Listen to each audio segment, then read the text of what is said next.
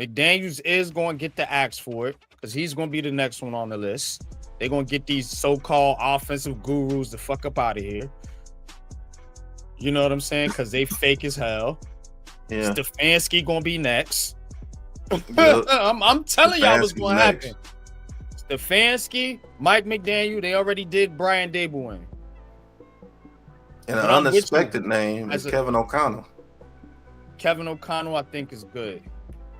That Vikings team plays some football. They need a little more time with JJ McCarthy. But anyway. Yep. But as an offensive coordinator, yeah, I'll take him. If he can humble himself, come back here, call offensive plays. I want to take him as a head coach. You know what I'm saying? He's a damn good head coach. I got a dark horse for you. This would be my ideal coach if it would have happened. Steel City, let him go. Let him go. Please let him go. Oh, Mike Tomlin. Yes. Yeah, Mike Tomlin. Look, I said I wish. That's my dream. So, you know, hey. DJ laughing his ass off on the plane coming back from Berlin. He sure is. Because they said Daniel Jones was the one that was not going to get a job. Yeah, he was the problem, right? Yeah. He was the problem. Now, people saying Cliff Kingsbury, that's the OC for the Commanders. I'm straight on that. I'm going to hit you because you it's the first one up there. Your current coach at your college, man. Yeah, we're gonna get to that. I want to get to these top three. I want to get to these top three. Matter of fact, man, we're gonna smooth out the music a little bit for this one because this might get a little hype. All right, y'all. So as you can see here, the top pool of potential options, which Billy Reinhardt is reporting here, but everybody's gonna report the same shit here. Let's be honest. Bill Belichick, of course, current head coach for my Tar Heels, and he has done about as bad a job as you can believe a future Hall of Fame coach would do at a college program. He has been awful. Does not mean he forgot how to coach. It does not mean he can't get back into the NFL and get back on track. But honestly, here's the problem with Bill Belichick. It ain't even about coaching. Look at the vibe of your team. Yeah. You think them motherfuckers want Bill Belichick in that locker room? If you can't hold down them college kids, what makes you think you're going to come in here and do something with Malik Neighbors, Jackson Dart, Cam Scatterbull? Them dudes is nuts. All of them. You know what I'm saying? So, no. Miss me on that. Bill Belichick needs to do himself a fucking favor and just get out of fucking football already, dude. You accomplished what the fuck you needed to accomplish. Right. It's done. It's over, bro. Anyway, before we go to the next one, man, how y'all feel about Bill Belichick? Chat, how y'all feel about Bill Belichick? Because that's going to be the first name you're going to hear. They're already reporting that he and McCarthy could be. We're going to get into McCarthy here in a minute, but they the top two choices already on the fucking list. Look. Give him a phone call. I don't have an issue with that. I mean, out of respect, seriously, out of respect for what he did for the Giants when he was here, and out of respect, he is a Hall of Fame head coach. So, do you make a phone call and his relationship with Amara? And don't forget, he really does love the New York Football Giants. So I do get that. So out of respect, do you make a phone call? Yes. I mean, Miz was even talking about that. Yeah, you make a phone call to him, and if he ends up being the best candidate out of a listing, then that's a different story. But I'm not saying he's number one on my list either. So, but out of respect, yeah, I'm going to give him a call. That's me. Go ahead, Pat. You got it. I just think nothing changes with the Bill Belichick as far as people always saying nepotism. I think you're just following the same trend again. You're following the same exact trend. You're gonna bring in another guy that's from the Belichick tree. You just got the top branch now, and Bill Belichick. Can he mesh with these young cats? Because remember, we're a young team. We're not an old veteran team. You see what I'm saying? So if he could get them young cats at North Carolina to buy in, like NYG said, our top players are young players. Dart, Malik Neighbors, Wandale Robinson, Cam Scatbo, Tyrone Tracy. I do believe he had the defense better. Now, I will say that. I think the defense will be a lot more disciplined, but it's not going to come from Banks and them. He's going to get rid of them dudes. He's going to get rid of all of them. I promise you that. He's going to get rid of every last one of them, bro. My question, Pat, is do you just at least give him a courtesy phone call? I mean, what's the courtesy phone call for if you're not interested? Why would I give you a phone call and play with you like that? I'm not. You know what that does? It stirs up controversy in the media, and you're gonna get people talking, and then it's gonna alienate the coach you do bring in. Well, you wasn't the first choice; it was better. It's just gonna bring a lot of drama. No, I didn't say that, and I even just said he's not my first choice. I did say that. So again, my first choice is Mike Tomlin if he was available. And Bill Belichick obviously don't do well with phone calls. If you know what I mean. I'm still giving him a phone call as a courtesy. I still have to. But I get Belichick a phone call. That means you're bringing them in the building. Yeah. Status high, bro. Not always. Remember, they do the phone call first. What would the phone call go like, Coach? Explain that to me. Again, Bill, we have an opening here, and we're just doing our due diligence. We're trying to see, if you are interested, possibly if we decide to go your way. Do you still have it? And of course, you're going to talk to him about, and you're going to get the vibe. You're going to interview him per se over the phone, because you can pick up if he really does still have it. Now, if he doesn't, okay, that's it. You don't go any further. And it's just that simple. Again, he is good friends with Damari, so it's logical to at least say he gave him a courtesy phone call. That's really all it is. Nothing more. And again, I'm not saying he's my number one choice. He could be number 5. I'm giving him a phone call.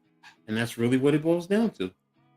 It's based off of like a brotherhood type thing. Yeah, it's an upside to Belichick, but there's a huge downside to it. And I think the downside outweighs the upside. I'll give you the upside. I said this yesterday on the stream.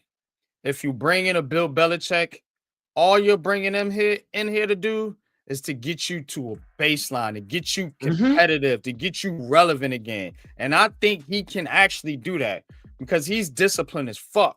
So all that crazy shit on the field, all that shit, he gonna get rid of them players that's doing that shit.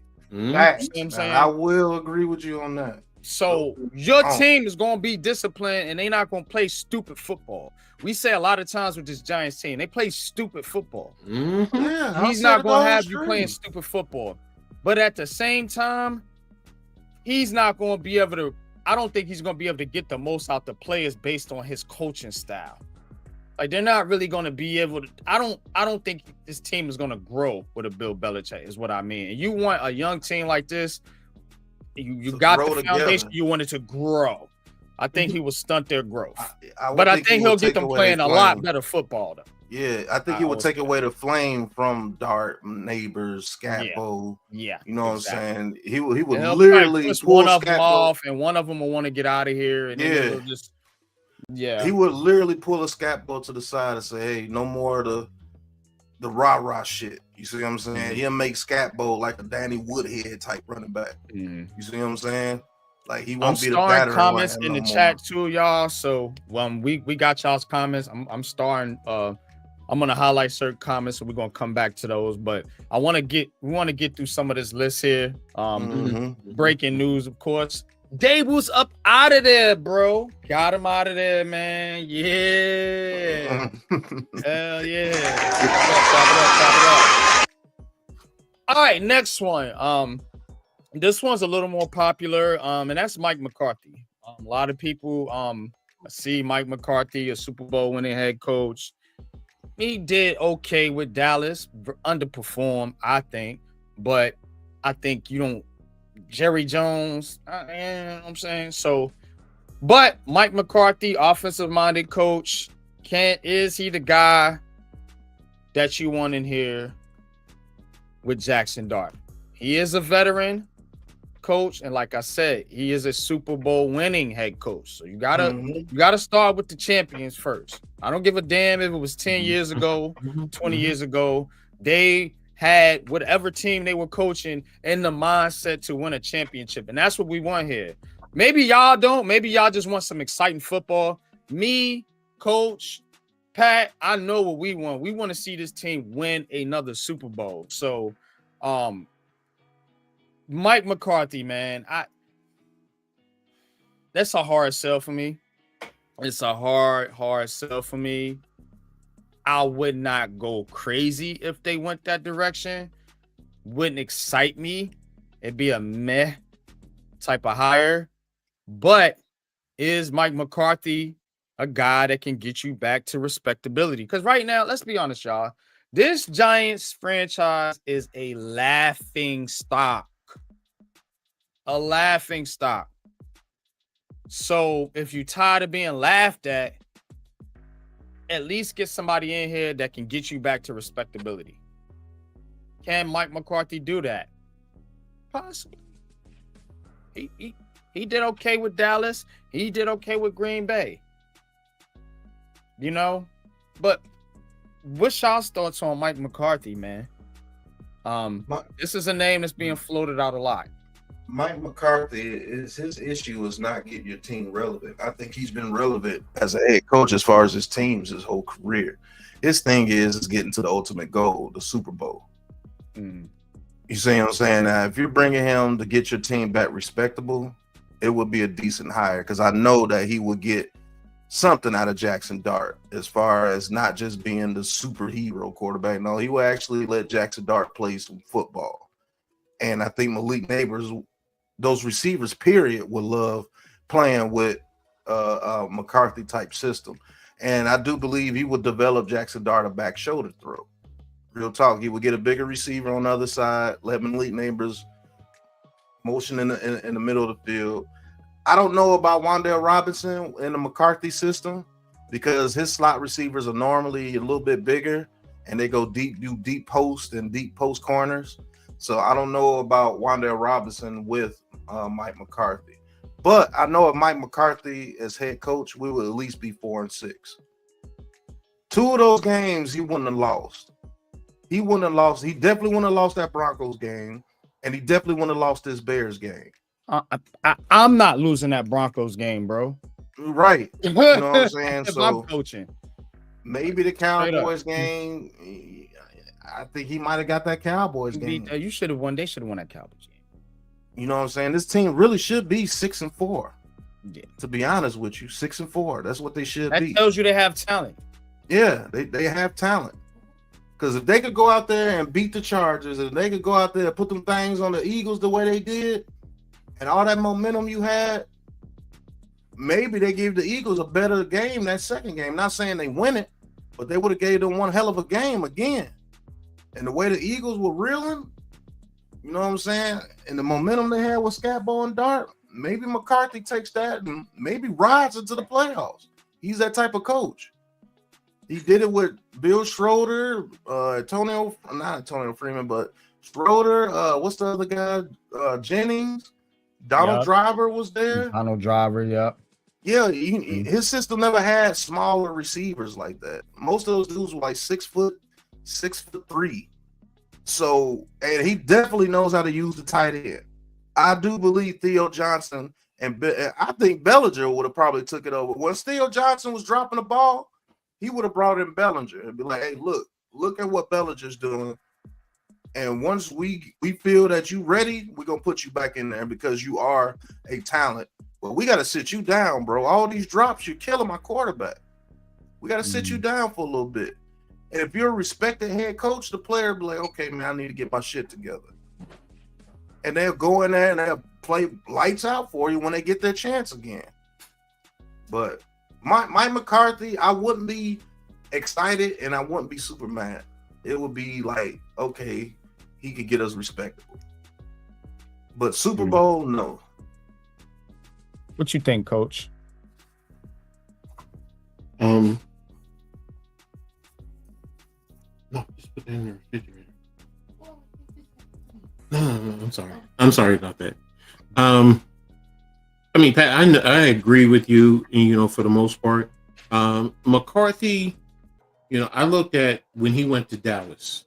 Right? Mm-hmm. Dallas was pretty much roughly 8-18 for the most part, and he did get them to 12-4. So that's 4 wins over where they were, and for the most part, he, there were a few pieces they added, but I mean, he had Dak Prescott when he came in there, helped Dak. His game did improve a little bit under McCarthy, so he can help the quarterback there. So he is a leader. He does know how to coach at this level. Like you said, the question is the Super Bowl. Can he get you there? And that's always going to be a question because he did have a bad man in Green Bay with Aaron Rodgers, and you only got the 1 Super Bowl. So there's always going to be that question there. So, but yeah, I'm with you on that. I wouldn't be, disgusted if you brought in McCarthy. I think he's a far bigger upgrade over Daboll. So, and like you guys said, do we lose a lot of these games? No. I even think that, he helps Scatbull and Dart in that Saints game, and I think we win that game, to be honest with you. True. So, 6-4, 7-3 overall. Yeah, I could. If we had McCarthy right now, I honestly think we would be there, and this team would be a lot better. I don't think he would be allowing, us to play prevent defense the way you have in those situations. He's going to force you as a DC to mix it up in certain situations. Sometimes bring the pressure. Sometimes you're going to, at least show that you're playing, even if it's a 5-yard off. You're not sitting back 12 yards off and giving receivers a free release. You're doing different things to force that quarterback to say, okay, well, they're playing up. You want to sit back with 2 high, 3 high? Okay, that's fine. But when you're literally putting all of your defenders and nobody at the second level, no, you can't have that. You can't have that because you're allowing them to just get down the field nice and easy with no type of resistance. So I don't have an issue with McCarthy. I'm with you guys there. So the reason I switched the screen back again, I know you guys, some of you guys, man, shout out to the chat, man, 94 in the chat. Please hit that like button. If you guys are not subscribed, please hit that subscribe button for the Aboriginal Sports Network, as well as Big Pat Sports Talk, Coach Ed Sports, and Unpopular Opinion Sports. We are together part of the Aboriginal Sports Network. Check it out, y'all. Joe Shane is reported to be returning, and he will lead the head coach search. This was reported by Connor Hughes a little bit earlier. Art Stapleton is in on it now, and I've said it. I think we all kind of agree that I think Coach, you was out on Shane, but I think Joe Shane deserves to be here, and I think he does deserve a shot to turn this thing around. Because we all been talking about the talent, I remember a couple years ago, a report came out. The Giants had the worst roster in the league, or one of the worst rosters in the league. You can't say that now, and they just had the report earlier that, the reason why, or one of the reasons why they got rid of Daboll was because of the close losses, because they actually had leads. So if you're able to get a lead on these teams, You have talent. You definitely have talent on your roster, man. So Joe Shane ain't going nowhere. I know it makes a lot of you upset, but think about this. And we're going to keep coming back to this. If you get rid of Joe Shane, you putting the ball back in John Mara's hands. Yep. Not a football guy. They're not football people, y'all. They're not. I can get into the history. I'm not going to do that right now, but they're not football people, and they need people that in there that know football and know what they're doing. And you got to think about, too, who else y'all like in the Giants organization? You like Brandon Brown. You like some of these other guys you seen on the Hard Knocks. You know, the other guy that was in there or whatever. They turn over the GM. You turning over a lot of positions in the front office. Yep. You know, you can't just redo everything every time. Subtle changes can turn into big results. So that's that. But let's get back into all right. This one, well, we could talk about the next two because Mike Kafka's on it. Spagnuolo is a lot of people banging the table for Spagnuolo. When we do these, when we looking at who could potentially be the next coach, the coach has got to want to come here too. Mm-hmm. I think he got a good situation with the Chiefs. First of all, probably going to go to the Hall of Fame as a DC. I've said that. I made a video about it. Follow my channel. But I don't think that Spagnuolo would want to come here back to the Giants with this type of team, with this turmoil that's going on with this franchise. Why would you want that? And remember, they passed on Spagnuolo when they fired who? Y'all know who it was. Which coach did Spagnuolo was the DC under? That they fired. It was somebody else too, I believe. It wasn't McAdoo. McAdoo. Remember they fired McAdoo. Spags was the coach. Mm-hmm. Yeah, they passed on him, right, and hired Pat Shermer, right? Yeah. Correct. So again, all that to be said, would I like to give him a shot as a head coach? Sure, why not? I don't think he's going to come here. Now, Kafka, we just going to have to wait and see for the season. I'm just going to take a wait and see approach. I think he has the potential to do some things, but we got to see what he does with the team that he has on hand. So you want to look for certain things like how are the players responding? Are they playing harder? Are they playing more disciplined? You know, is he able to open up the offense? Is the defense playing better? Doesn't mean I'm not looking for wins and losses because this Giants season is cooked. And their schedule ain't getting no better. You just got Lions, Packers. Oh my, you got a bunch of fucking teams going to kick your ass. You know what I'm saying? But again, you want to see improvement. I want to see effort. I can tell when a team is cooked. Me and Pat we both good at that shit, bro. We like, man, these dudes cooked. You know what I'm saying? They can't look cooked. You know what I'm saying? They got to be out there trying and showing some type of effort. So I'm going to kick it back over to you. Spagnuolo, Mike Kafka. Any of these guys move the needle for you right now? No, because I believe Spagnuolo is cool on the Giants. I don't think he would come back. And I like him better as a defensive coordinator. People mentioned in the chat he was not a good head coach. But as far as a defensive coordinator, yeah, but that's never going to happen because why would I move to the Giants to be DC and I'm over there with the Chiefs in the Hall of Fame resume built? So you can cancel Steve Spagnuolo off that list. Now, Mike Kafka, he's going to have a chance to show.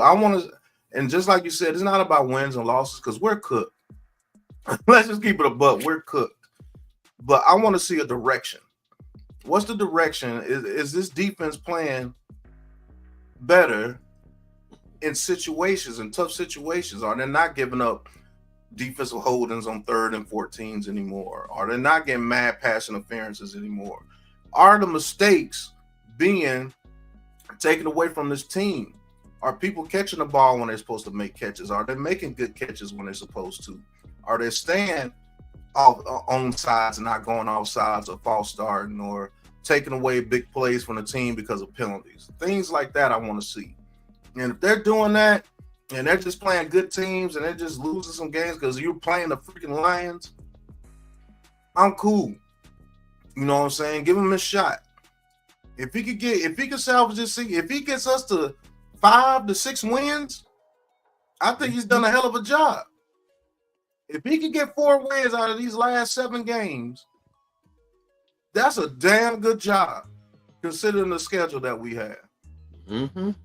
So it's not about wins and losses. You're not gauging Mike Kafka on wins and losses. You're gauging to see if he can get back control of this team and get these guys' spirits up.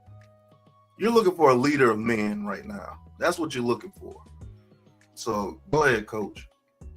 No, I'm with you, Pat. I mean, Spags, I don't see coming. I mean, honestly, I really don't. Because this would be, in his eyes, I mean, first of all, what type of offense, who's he's coming with as an offensive coordinator? I don't think he would come here. Maybe another opening comes about and he gets hired there, yeah, but not here. He's already been here before too, and like you said, maybe he still has some resentment, a little resentment. So Kafka, I said it earlier, it's his job to lose, because he has the first shot. I mean, right now he has to prove himself. So this is his opportunity. So if he goes out and like you said, Pat, he gets 4 wins, and this team is competing, and they're not getting smacked around, and you feel the energy, then yeah, he's probably going to get high considerations going into next year, unless there's just that like I said, a Mike Tomlin who comes about, and then it is what it is. But let me ask y'all something. It just was a download. Like, it just popped in my head. Is there a chance that the reason they kept Kafka around this whole time? Because remember that, like, this dude, he really been trying to, like, kind of get out of here on the low. You know what I'm saying? And they kept him around, and they gave him that assistant head coaching position. Is there any chance that was their whole little backup? In the meantime, like, all right, Kafka, yo, if we don't work with Dabes, you next, bro. Well, any smart business would do that. That's just the reality. And it's not trying to keep it on the DL. It's like, if I'm Daboll, I'm already reading that, and I'm already seeing that, I got to step up, because if not, he's the next in line. So that's just football. That's just business. So, and yeah, as far as a GM, yeah, that's smart. I have to give Shane credit here. You see the talent. So yes, you don't want to lose it. And then, he was already here in the house, and if things don't go right, you see the trends. You've had enough information with Daboll time and time and time again. So yes, you set yourself up that, if this happens, then, and to me, that's just being a smart business person or a smart GM. Go ahead, Pat, you got it. If that is the case, NYG, that means 2022 was Kafka the whole way. Because you got to think, man, those systems were totally different. When we ran in 2022 is totally different from what we ran since then. When Brian Daboll said, I'm taking over the play call and I'm going to put in my system. And Kafka was like, well, we can't run that with Daniel Jones because he's not that type of quarterback. He's a pocket type quarterback. And the talent that we have around him, we can get it to where he can escape and make some runs, which they did. And I think 2022, he was building Daniel Jones. And I think Daniel Jones was going to go higher in that system that they was running with him and Barkley. But everything got flipped upside down because of ego. This is supposed to be because of me. So we're going to run my full system. And Kafka's like, bro, it's I don't know, man. That's my thought into it. I think, and I want to answer Nimar's question real quick, because it's important for people to understand. Appreciate you tapping in, Nimar. Always been a supporter of the channel, so we definitely appreciate you, bro. Much love. Kafka, if he's calling the plays, whose playbook is he calling though? See, that's what you got to understand. Exactly. See, what Pat is saying is true. The playbook was different in 2022. It had to been, bro. It had to been a combined playbook. Because remember, remember what they said they was going to do in the first place? They was going to take Kafka's plays and combine it with Daboll's system and make one system. I think what Daboll said was, and I think they might have told him this, like, hey, this first year, you just need to worry about coaching. Let Mike handle the offense. Let Wink handle the defense. You just worry about coaching the team. That shit wasn't enough for him. So he alienated Kafka, snatched play calling from him, fired Wink Martindale, and then here we got the situation today. But I do believe that that shit was different, that he wasn't really that much involved in the fucking play calling per se that year. I don't. That's why the team looked fucking better, because he let the guys that were supposed to do their job do their job. Now, what did he do? Come back and say, and we could talk about what that play calling was. And I'll let you two go in on that, but I'll just lay the foundation. Heavy run, heavy RPO in 2022. What are we getting in 23, 24, 25, right? Runs up the middle, one read and take off offense, because that's what it is. It's a one read, ain't there, maybe another read, go. That's Brian Daboll's offense. A lot of short routes. And it's quick read, and if it ain't quick, because he can't develop, he doesn't have a developed system. And that's what people was missing in Buffalo. So it was two different systems. But y'all take it away. Break it down. Go ahead, coach. As far as the play calling, what Nimmer was talking about, I'm with you, NYG. I mean, a lot of it is based off of Daboll and him wanting to prove how much he's changing the game of football. I mean, one of the things you've seen how he, always talks about the running game, and he also coaches it more as an afterthought, as opposed to an important component to an offensive game plan. I said it earlier on a different program. I said, I don't even see us run true power, where, we could have ran 12 personnel, had Belly as an offset wing, motion him to an offset fullback, run power and pull a backside guard, even if they have an 8-man box. With Jonathan Taylor and Tyler Warren, bro. We was all both like, yo, if they use Bellinger like they using Tyler Warren, bro, they could. But that's my point. But see, the thing is, Daboll doesn't have that mind, didn't instill that mindset. What is one of their biggest mantras? Shane talked about it when he came in the door. Tough, smart, dependable. This team is not mentally tough. They don't have the mental fortitude. They're not smart, and they're not dependable. That comes from your head coach instilling that from your coordinators, to your position coaches, who then instill that into your players. And some of that, to me, power is a basic foundational play that we teach going back to high school. Freshman year in high school, kids learn this. And that's one of the most basic plays, coach. Yes, but he doesn't. His running play is a 0 dive in a sense, a 2 dive or a 1 dive. When I'm talking about, when I say dive, it's just basically in between the 2 guards in the center. And we all see that. It's nothing fancy. Look, I get it. That's what we used to run back when I was in high school and when I was coaching. You want to be technical? You could run trap off of that. Yeah. Have a good night.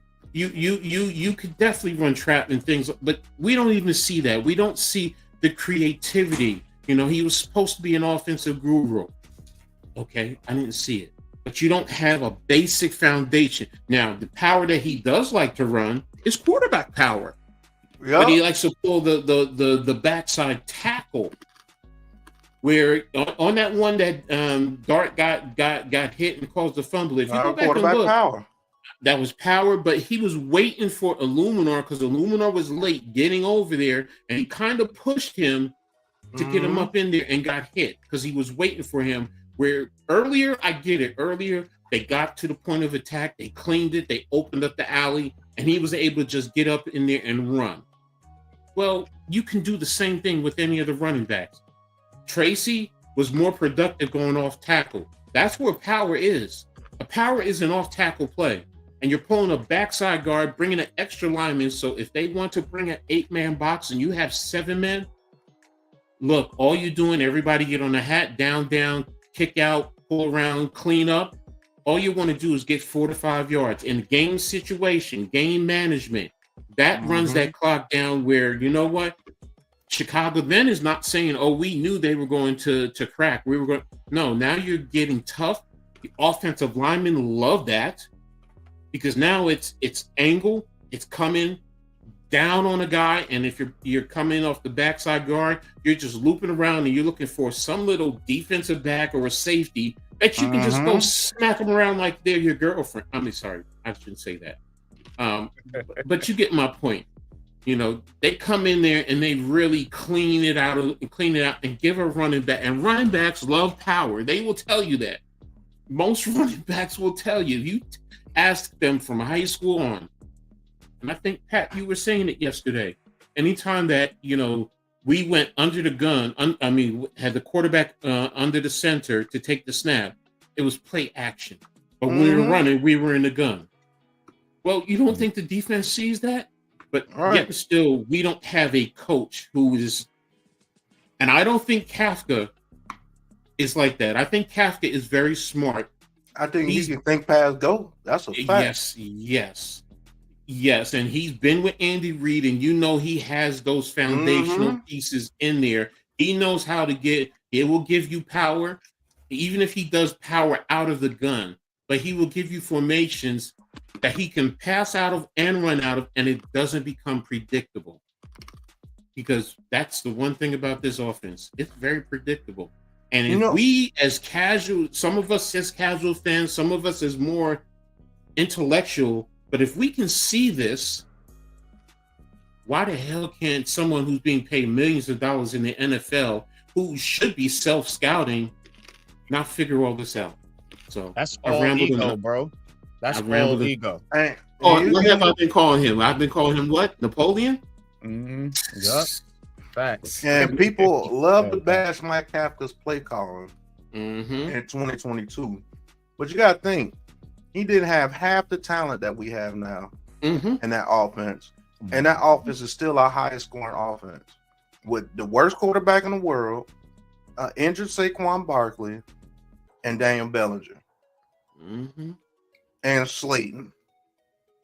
And it took, 4 to 5 weeks for Slayton to even come in because he was playing David Seals because he didn't like Slayton. Didn't like Slayton. All those rollout play action plays that we were running, Daniel Jones was running free on most of those plays.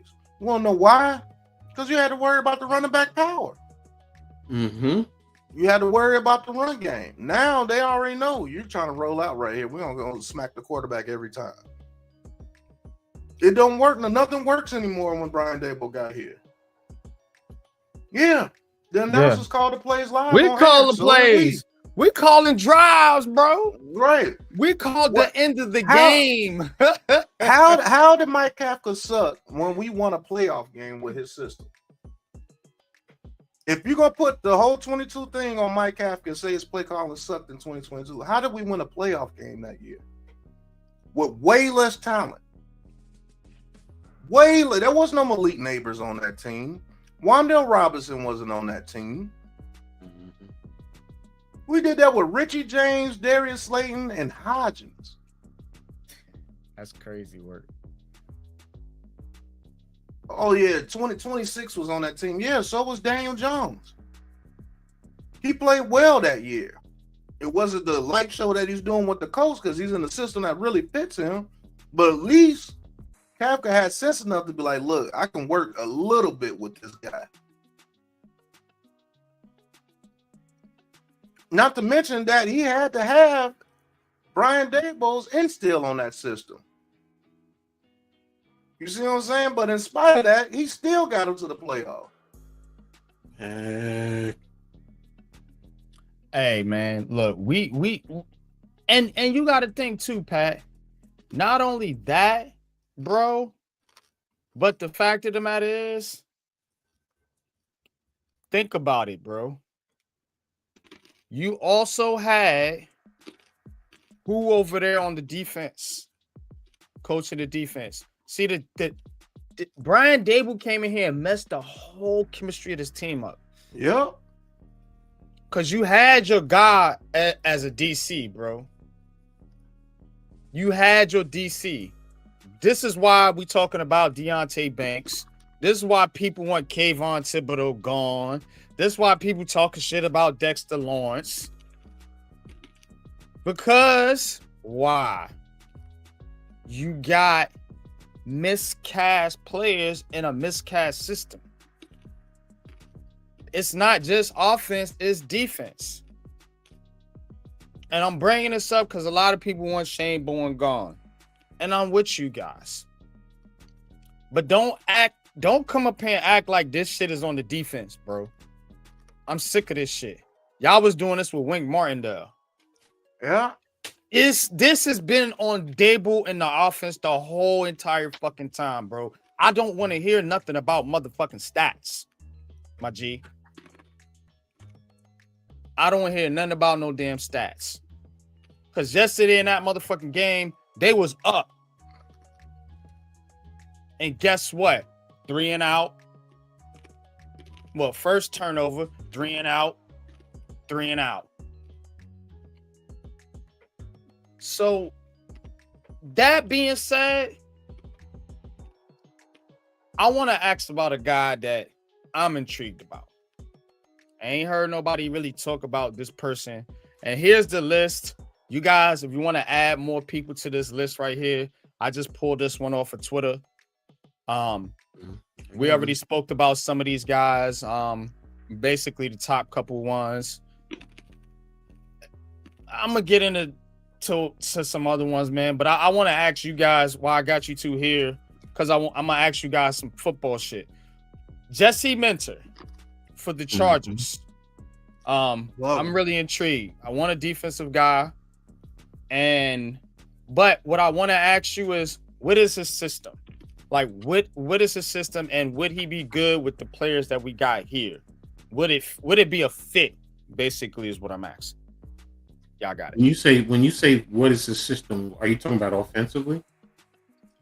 Ain't Jesse Minter the DC for the Chargers? Yeah, no, he's DC. That's why I'm asking I'm you. talking about defense. Yeah, I ain't talking about the offense right now. We'll come back to the offensive guys, but I want to go back. I want to get to this defense because everybody talking about Shane Bourne need to be fired. Get rid of Shane Bourne, but then y'all talking about bringing in the offensive coordinator and the offensive coach. Ass backwards. This is what the fuck I'm talking about. Let me let's talk some defensive guys. Let's get into it. Pat, you can answer this too.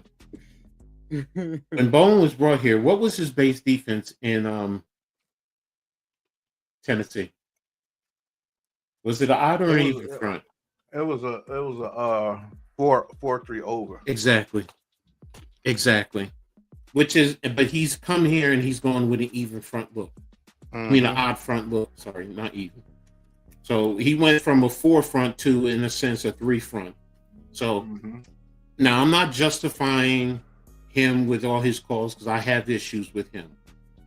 But foundationally, he did kind of change up what he was doing at a different organization. Mentor, he's going to come in. What does he run out there in San Diego? I mean, Los Angeles. Sorry, I'm still not over that. He runs an even front. So, and what success well, I can't say what success, because we've had success with both, but we've also been very aggressive with when we had either a 4-front or a 3-4 base. Because I go back to the 80s, and it was 3-4. It was 3-4. So yeah, it was 4-3. Under the last Coughlin. couple ones, yeah. Yes. When we won those Super Bowls under Coughlin, it was a 4-front, and that was the foundation. That's where everyone in the league had transitioned to. So, Mentor is probably going to be the same way. So that's how I see it now. Is he more of a zone or a man-to-man? I really haven't dissected him as a Mentor. Was at Michigan, so yeah. I think he was more of a man-based type. That's why I was asking you. Yeah, because I know he coached at Michigan, and he correctly. He went with Harbaugh to the NFL. Yeah. And I think he's knowledgeable in both, Coach. I think he's knowledgeable on 3-4 and 4-3, because what the people that we have now is built for 3-4.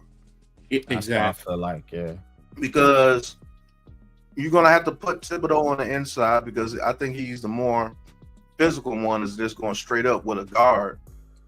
And you allow Bill Carter, nose, bro. Yeah, you have to put Dex at the nose. You got Sears Anderson. You put him at the 3. And then you let Bill Carter and Brian Burns go hunt.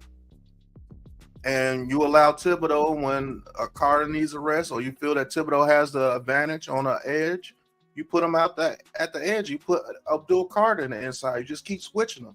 Same thing with Brian Burns, but all 3 of them will be on the field. So you have to worry about all 3 positions on the field. With Dexter Lawrence at nose tackle, which you have to double team.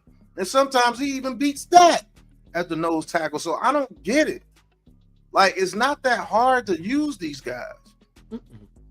It's not that hard. They're making it too complicated. Like, we got to do this to get Carter on the field and Thibodeau on the field and Brian Burns. No, you got guys that, this is my problem. When you got guys that can rush the passer, why aren't we, first of all, pressing? And why aren't we attacking more? Because, again, the back end is helped by the front end. So if you can lock these guys up instead of letting them sit back in coverage, like if you can give your defense a couple seconds to get there, I think they're going to get there. But the problem is they allow teams to quick pass and eat them up down the field because they always in zone. You're not giving your defense a chance to rush. And most of that is because you can't stop the run. But if you have an attacking defense, I think that it all plays into it. Because I'm just basing on the way Wink coached and how they could have built off of that. You know what I'm saying? They should have built off of the systems that they had in 2022. That offensive system and the defensive system. And they scrapped both of them. You got rid of both of your systems. Yeah. Somehow the head coach still survived through it. What head coach gets rid of both intentionally, not because somebody hired like the Eagles and plucked your coach because you won a Super Bowl? Nah, you want to get rid of these guys. And you change the system, but you allow your GM to draft for the system that you had in 2022. I think that's what pissed Shane off. And Trina might be right. It might have made him mad, like, bro, what you switching it up for? I got these guys and now you can't use them? Like, you making me look bad. Just and I want to ask, he's not using Neal and he's not using Hyatt and he's not using Bellinger, the guys that Joe Shane drafted, and you using blown motor instead, and cats like that, think about it, bro. That would piss me off. Like, bro, I got you. What are you doing? He's on the field. And let me ask you this, Coach. Do you think at an attacking 3-4 defense, like I would run 3-4 over, I would run wide 9 with us as well. On passing situations, I'm running wide 9 with Burns and Abdul Carter, and good luck stopping them from getting the edge, and good luck stopping Dexter Lawrence from getting pressure up the middle to stop you from stepping up in the pocket when they get that edge on you. And then they both got one hell of a spin move, so they can actually get to the inside as well. Do you think an attacking style type 3-4 will actually help this defense stop the run? I truly believe that. Pat, to me, unless you're two gapping out of a 3-4, a 3-4 today should be attacking. It should be attacking, number one. Number two, I'm a strong proponent. I don't care if I am cover zero, single high, or man free. I like running man free, but you show a two shell and you always rotate your coverage. Why do I say that? Because a quarterback now has to wait. You can say pre-snap, but if you stay pre-snap, if you show a too high, okay, they know what you're going to be in for the most part, even if you go to quarters. But if you go too high and now you roll to a cover 3 or a man free or cover 0, it changes and it forces the quarterback to hold the ball just a split second longer, and it allows your front to get after the quarterback. Like NYG, you said the front end helps the back end. Well, the back end can also like and subscribe button for us. Shout out to JD Harper. Mm-hmm. Go ahead, Coach. The front end. Both sides can help each other, and that's the thing. Where if you're rotating your coverage, okay, there are things the offense is going to do just to see if you're going to rotate your coverage. But for the most part, you could stay vanilla. You can bump it. There have been times where I showed I was going to be in the zone and I went man. I showed where I looked like I was going to be in man. I took a guy who was on the right side of our defense and went in motion with a receiver, and then we bumped it into zone. But usually when everybody sees motion and the defensive runs with a receiver, what do you always say? That's man. But then when you bump it into zone, the quarterback will hold that ball. Next thing you know, you get a sack off of that. You know. Yo, Coach. I really got to start this show with you. I want to go over play concepts and defensive concepts and offensive concepts. I definitely got to start this show with you. I was thinking about that the other night. But my vision, the way that I actually envisioned this defense that I thought they were going to do, it was going to be more of a 3-4 to where you could put Thibodeau or Abdul Carter right there at the 2, put Dex right over in the nose, and put Sears Anderson or the guy that we signed from the Chauncey Golston right there. So on pass plays, you just come straight at them. My talent is better than your talent. I trust Thibodeau against your guard. I trust Dexter Lawrence not to beat your double team, but at least draw the double team to where Thibodeau's one-on-one, Burns is one-on-one, and Abdul Carter is one-on-one. And I'm taking my chances with those guys. I'm pressing up, or at least being right there at the line of scrimmage, at the line of game, to where my guys can come up and tackle. And I got one linebacker, which can be Bobby Okereke, that can maneuver in the middle of the field to stop those quick middle of the field passes that we give up so much, because we're not using our full talent. That's why Abdul Carter doesn't have any sacks. Yeah, even the Bears fan says it, man. Dart reminds me of Jim McMahon with the headband running headfirst into defenders. Y'all got some good players on both sides of the ball. This is a Chicago Bears fan telling us what we've been telling y'all is that we do have talent. So even other fan bases are seeing what we've been seeing. Lock in, Giants fans, to the Aboriginal Sports Network. I'm telling y'all. And shout out to you. What is it? Jedi Harper. Jedediah Harper. Jedediah Harper. Shout out to you, bro. Appreciate you tapping hands. Sub to the Aboriginal Sports Network, please. And I wanna create this show, Coach, because of comments like this. You want Dexter to take a double team. It takes away an extra lineman. You want Dex to be double teamed. That's what I'm not getting. You're running to where Dex doesn't have to be double teamed. It is stupid. You put Dex right over the nose and have that center in sweats the whole game, because if you're pushing the center, if they don't double team, Dex is getting in there. There's only one center I've seen that give Dex fits, and he's retired. And that was Kelsey, because he was so quick and knew leverage so good that he would stop Dex from getting right into the quarterback's lap. And sometimes even he would tell you, Dex is a freaking monster. I can't stand him. Mm-hmm. Even he said it. So why is Dex not primary over the nose? That opens up so much more for your premium. You got Ferraris out there, bro. And Brian Burns and Duke Carter and Thibodeau. And guess what? Thibodeau stepped up his game against the run, so now I can trust him on the other side of Dexter Lawrence to hold his spot in the run game. Here's the thing that, I know I'm going to piss off some of you people, and I don't care. Just can't none of y'all out-coach me. But in the 3-4, in terms of the aggression, you can play so many different games with that. You can come straight at it, like Pat just said. I can put him in a tight formation. For those of you who don't know, the tight formation means I got Dex at the 0. I got 2 guys inside the guard. I'm sorry, not inside the guard. Inside on the outside shoulder of the guard, inside the tackle, and I got 2 edge rushers. So I got 5 across.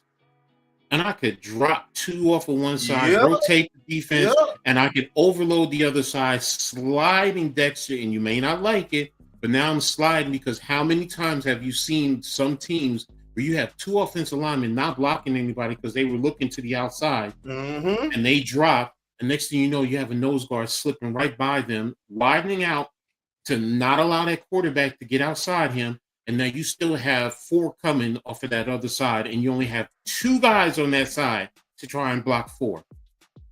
You can do things like that. There are so many different ways you can do it. Like, people put, why is Burns dropping in the coverage? You do that. You don't do it often, but you do that to let the offense know, well, he can drop in coverage. He might drop. So now we got to worry about, do they overload to this side? Is somebody replacing him? Are they sending a linebacker? I mean, one of the greatest outside linebackers, edge, whatever you want to call it, LT, has dropped into coverage. And how many interceptions did he get? I could tell you, Detroit on Thanksgiving Day, where he ran 97 yards because he dropped into the flat and nobody thought he was going there. And they had pressure coming from the quarterback's right side, and he threw it to that side, and LT picked it off. Joe Montana in the playoffs, same type of thing. LT undercut it, picked it off, returned it for a touchdown, and Montana got his ass smacked around behind that play. There's so many different things that you can do. You don't always have to just line up and come straight. You move the front line and play games. We can even run stunts with Dexter. Dexter can attack the guard out of the 0 tech, attack the guard, push him out the way, and then have somebody loop around. Like Thibodeau come right in there, scot-free. Exactly. So it's like, I would want to I don't see that. I don't see any of that. Any of it, bro. I don't. And I'm sitting here talking to you from my home, telling you, and this is my experience, 40 years of experience. And I've run a 4 set, I've run an odd set, I've done it all. I've run both sets in a game. You can do it. And with the talent that's here, I'm like, we talk about, Banks is washed. Well, there's certain things that we need to do to help him. Yep. You can help him where, guess what? This is what and you teach these guys. This is where the pressure is coming from. So expect Banks, expect the quarterback to try and come to you. Play inside leverage, attack him, funnel this receiver to the outside. Now you have the sideline as your help. Mm-hmm. People always, he needs to get his head around. Well, sometimes, you know what? If you know that pressure is coming, that ball is going to be in the air fast. You can't have the time sometimes. You got to play the receiver's hands. And if you play the hands, you can probably pop that ball, deflect it, safety's coming across, tip drill, boom, bingo. Now we have the interception. So, I mean, it's just so, and that's any defense. I could do this out of a 4 front. I could do this out of a 3 front. I could do this out of a 5 front. It don't matter. That's a fact. But the point is, we don't see this type of aggression out of this coaching staff. People killed Wink for his exoticness, but Wink was aggressive. Yeah, he was aggressive, and you can see and when it was on, you got turnover after turnover after turnover. It was crazy. Exactly. So a couple things here. So you guys got into this a little bit, but says Coach Ward says you think Shane keeps Banks, Hyatt, and Neal because he thinks a new coach could salvage them. All right. With Deontay Banks, I think the Giants have to make a 5th-year option decision on him. What, next year? Yeah, after next year. Yeah, Thibodeau on them was this year. Yeah, Thibodeau on them was this year. So Banks and them will be next year. So yeah, you have time. You have time with him. You got time to make a decision on that one. With Hyatt, I think Joe Shane would want to give his new head coach an opportunity to see if he could do something with Hyatt, especially if it's an offensive guy. Is Hyatt free after this year, though? Because they got a lot of guys who are free after this year. Hyatt came in the Banks draft, so I think. Hyatt has 2 more years. Yeah, he's got another year. No, he got another year. After next year, he'll be a free agent. After this next, not this year, but after the next year. You're right. And they got Banks for 2 more because they can give him his 5th-year option. His 5th-year option. And then with Evan Neal, it's over, bro. Yeah, it's over. They ain't picked the 5th-year option up. They're not playing him. Yeah, they didn't trade him. He'll be gone. Which is sad, but that's how it is. Out of those 3, Banks is the most salvageable, though. Yeah, we talking about it. I think if you change the scheme, you get a better a corner. You know what I'm saying? If you watch him in the red zone, when he press, when he puts his hands on you, it gets results. You know, we watch him in the red zone. But whenever they're not in the red zone, he's off 7 yards off the damn receiver. So you asking these guys to be lightning fast in order to come up and make a quick fucking tackle, and these guys are light. They not making those type of tackles. That's why they drafted Banks, a bigger corner. But anyway, they missed the boat on Brian Flores. He's gone, bro. He sued the Giants, bro. But he's never the coming perfect fucking guy that could get this defense unlocked. I promise you. Yeah. They blew that one. I think Brian Flores would have had this defense. Oh my goodness, guy, bro. This team, period, bro. I think he was a good head coach. He got a raw fucking deal in Miami. Come on, bro. It's Miami. Yeah, Tua. Tua's awful. And he said that.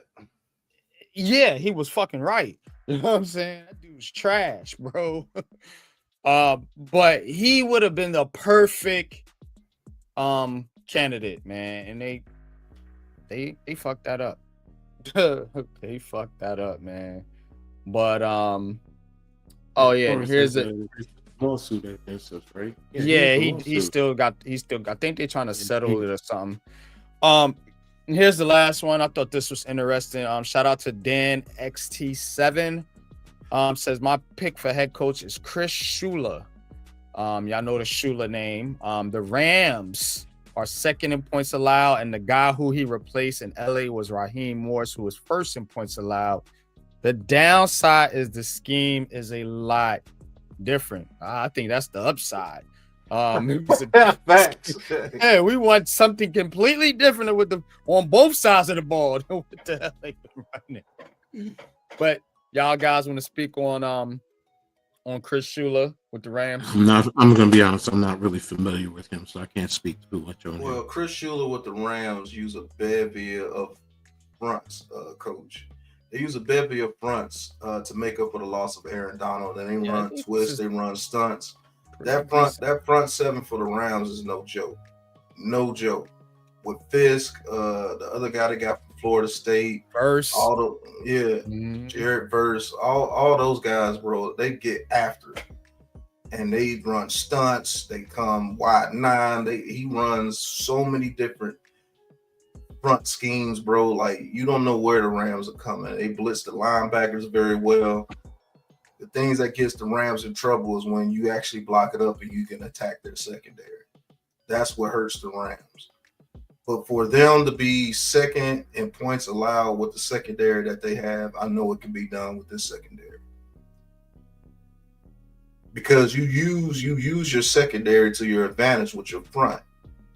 You hold those guys up at the line of scrimmage to get that quarterback, a tick slow. And with you getting there so fast, it makes it hard to complete passes against you. Now, when you get an offensive line that start blocking you up consistently, then you're in trouble. You're going to have to start blitzing. And sometimes that works. We was calling it yesterday. All those quarterbacks that were getting blitzed, fetal position. Daniel Jones, Penix, all the guys. Yeah, fetal bro. position. Let's get back after it. That's why I miss Wink Martindale, bro. That's why I said Brian Flores. I'm with y'all. I want an attacking defense. I don't want my D coordinator. You got these guys that want to hunt the quarterback, bro. Yeah, you gotta let them get after it, bro. Stop playing these guys in coverage. You seeing Burns drop it, which I don't mind dropping the D in coverage every once in a while to throw them off. But again, just let these guys get after it, bro. Blitz, like, get after it, bro. They play scared. Yep, and you get burnt when you play scared. When you play scared like that, when you're sending 3 people half the time, oh, we got to be so much in coverage because our DBs, man, forget that, bro. Get after this quarterback. Why do you think your DBs get burnt? You playing all that coverage.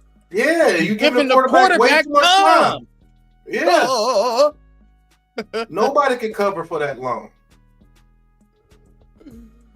That's why I think Tyler Nubin should be playing the Jason Pinnock role. Especially these guys in this division, bro. Right. You got Jaden Daniels and Jalen Hurts. Yeah, bro. You don't want those guys just sitting back, chilling, so they can take off, burn you for an 80-yard run. Get after it, bro. Why you think Dak Prescott? He destroyed us, bro, because he had time. Right. Yeah, all that time. I want you running around, moving backwards like Caleb Williams was in the beginning. Because the beginning of that game, they were ineffective, bro, until then Jackson Dart went down and then your head coach just folded. You know what I'm saying? But when we was chasing, Caleb Williams was escaping, but we was chasing him. You see what I'm saying? Eventually, he's going to get tired of running 20 yards back on every play. He's going to get tired of that, bro. And then we literally almost had them one-dimensional. But I say, you know what? It's only 10 points. All they got to do is run the ball. All they got to do is run the ball, score right here, and this game is over. They literally ran that shit down. Just like you said, they ran that shit down. It's about 3 minutes. Scored, kicked that shit. Went 3 and out right on cue. Got the ball back, won the game. We said that shit on fucking live, bro. Go watch the live. Yeah. Giants. But attacking style type defense, bro. Yeah, some games you may give up a bunch of yards passing because we just ain't getting there. But for the most part, bro, you're going to have success with 3 guys like that. Like, come on, man. With a Dexter Lawrence, with him? Come on, bro. Most teams don't have that. They got 3 edge rushers that can get it and a nose tackle that's the best in the league. Like, we shouldn't be this bad on defense. You should be playing your hardest just to score 20 points against us. Real talk. But well, go ahead, NYG. If he does pick up if they do pick up Brian Daboll, that'll be the end of Jalen Hurts' fucking career. Oh no, Brian Daboll ain't going nowhere near the Eagles unless he's an assistant quarterback coach or something. He won't have nothing to do with the offense.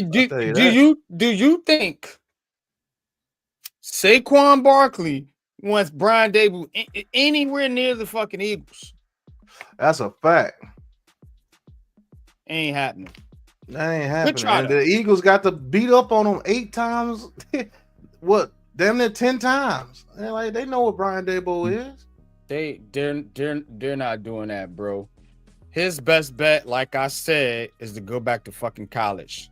Go to Yep. Alabama, go one of these programs and see if you can get right. Speaking of, as I'm looking at this list, man, I'm gonna be honest with y'all. I'm crossing the last 3 guys off: John Gruden, Patrick Graham, and Leslie Frazier. Oh man, no. None of them. But that other guy is interesting. And you talked about this yesterday, Pat. That's Lane Kiffin, Jackson Dart's former quarterback coach at Ole Miss. I think he's still coaching at Ole Miss, right? Mm-hmm. So can they give Lane Kiffin a bag, bring him over to the Giants, where he has Jackson Dart there? Now Kiffin, am I remembering right? He did coach in the NFL before, right? As a head coach? Nah, I think he was an OC or something. Oh, I know he was OC at Alabama. I think he was the head coach at Alabama. He was the head coach at USC. Been the head coach at. He's not been in the NFL yet. I'm doing this off the top of my head. That's why I'm just. Hold a minute. Let me look it up. Hold on. Yeah, go ahead, coach. Because he might have been like a quarterback. I think I may be misremembering. Now, I know his dad was a Monty Kiffin. Monty Kiffin, yeah. Monty Kiffin, I do remember. I want to say Lane Kiffin was in the NFL too at one point. Defensive quality control for the Jaguars in 2000. He was with the. Oh, he was the Raiders head coach. Okay, I knew it, bro. God damn it. Oh yeah, he was. That's right. I knew he was in the NFL. He was there for a couple of years. Okay. So yeah, so we could look into that. But how do y'all feel initially about Lane Kiffin possibly teaming him back up with Jackson Dart? I've always had issues with Lane Kiffin. Shout out to Ghost Dog. Appreciate you tapping in, bro. Let us know. Before you go, I just want to give you all of his head coaching. I mean, he's coaching in the NFL. He was the Oakland Raiders head coach, and that was it. And then he went right back to college. So yeah. Oh, he was a Jaguars defensive quality control. Yeah. So after that, he went to USC for a long time under Pete Carroll. Then he became the head coach of the Raiders in 2007, which was a disaster. Then he went to Tennessee. Then he went to USC, Alabama offensive coordinator, and then Florida Atlantic, 2017 to 2019, and 2020 he's been at Ole Miss since 2020. So if you're gonna base it off the NFL, he was a disaster just for 1 year. The Raiders, 2015, yeah. But the Raiders were, oh my goodness, during that time. I'm not going to judge any coach that coached for the Raiders as it's just one of those teams where you're pretty much destined to fail. You know what I'm saying? So I ain't holding that against you on some real shit, but it didn't work out. So that is, you could mark it on there if you want to. I ain't gonna be mad at it, but I just want the overall, connection between him, Dart. Is that something you guys would want to see? This guy come in with I think Dart is, like y'all said, I think he good. Like, I don't think he need to be baby. Like, he need this super quarterback guru to develop him and shit. Like, just give him a system, let him run it.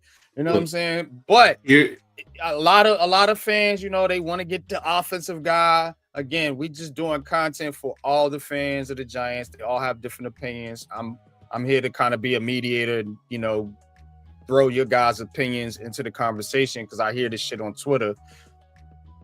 But how do y'all feel about teaming him up with his former college coach? Go ahead. Like I said earlier, I've always had issues with Lane Kiffin. But a lot of those college concepts are playing in the NFL. So it's like, but is the question I'm going to ask is this, because I don't believe so. Is he a coach that can get you to the Super Bowl and win it? And the answer for me is no. He hasn't done it in college, and he's had some high prolific programs.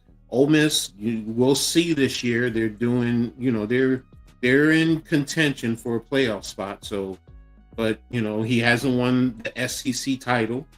So, and that to me, would be a big feather in his belt right there. So, I understand about the relationship they have, but bottom line is, can he win it?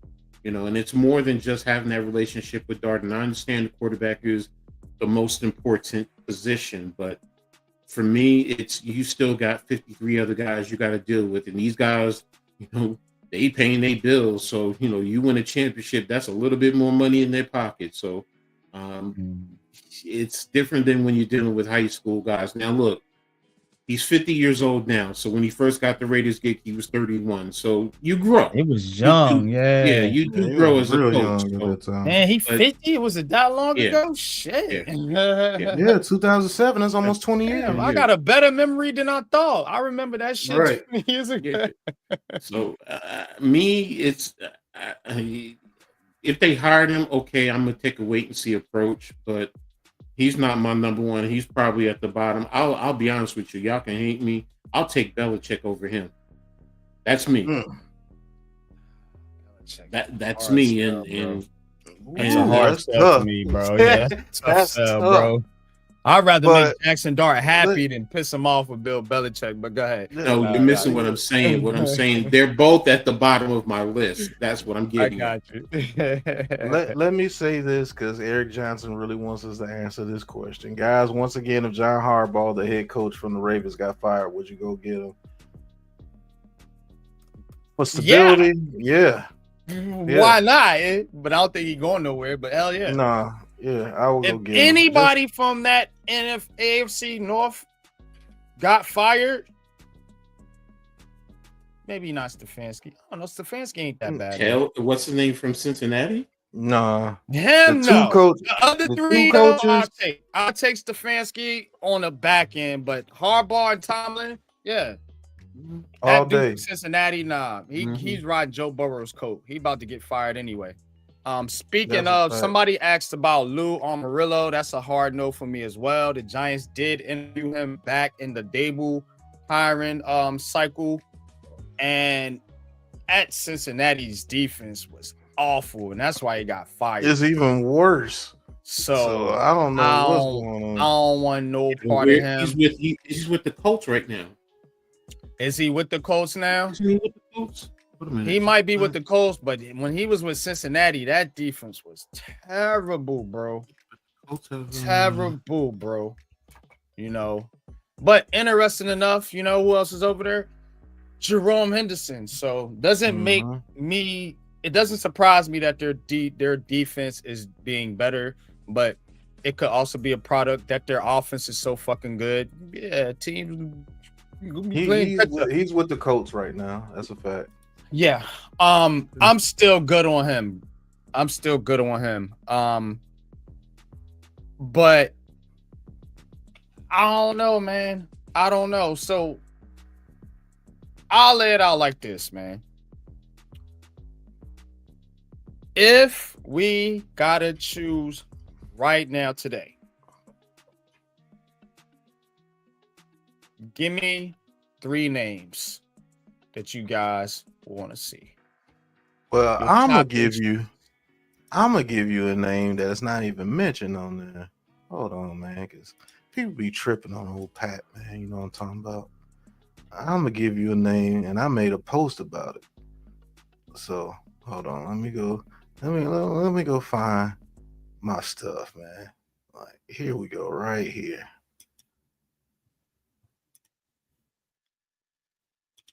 Because people be tripping on old Pat.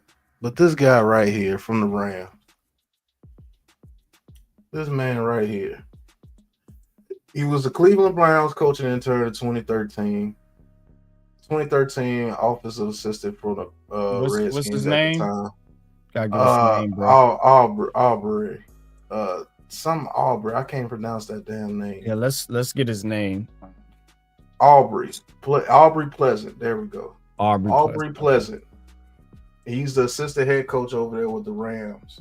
He's been out there, and he has a pretty good resume. He's been the passing game coordinator and the defensive backs coach and assistant head coach with the Rams since 2023.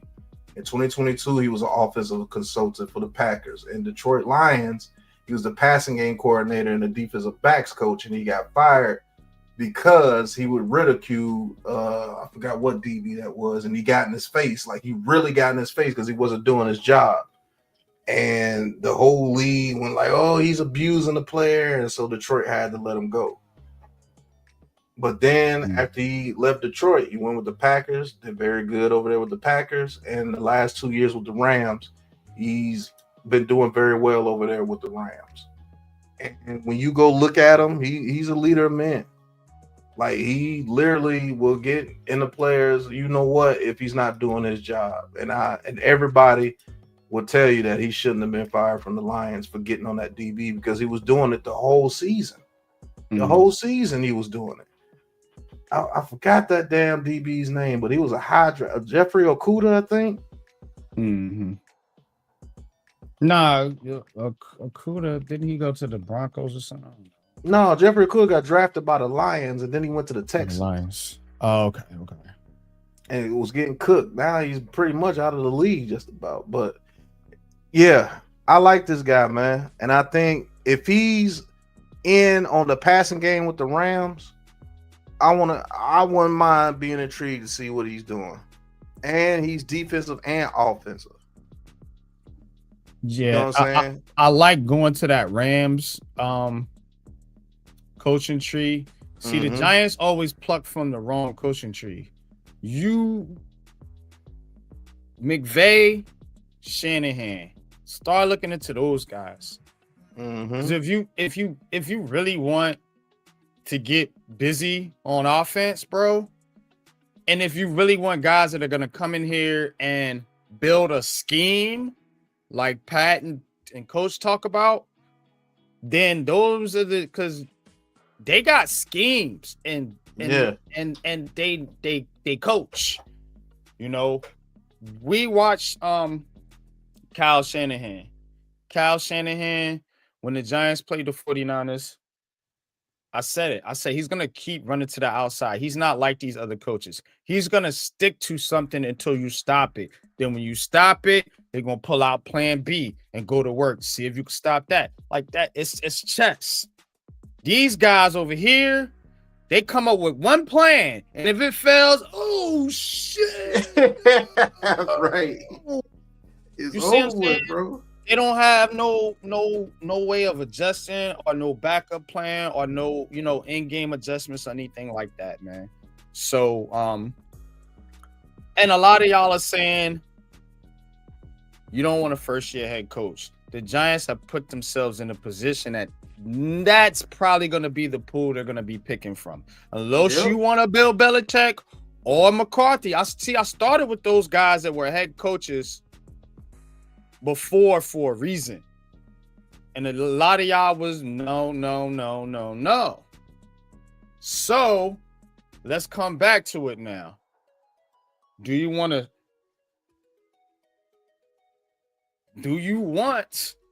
another offensive coordinator turn head coach? Because that is the route they went. Shermer, McAdoo, Judge and Garrett. I'm just putting away, even though he was a special teams guy. And your boy, Daboll. That's why we saying go get a defensive guy. That's why I'm saying it.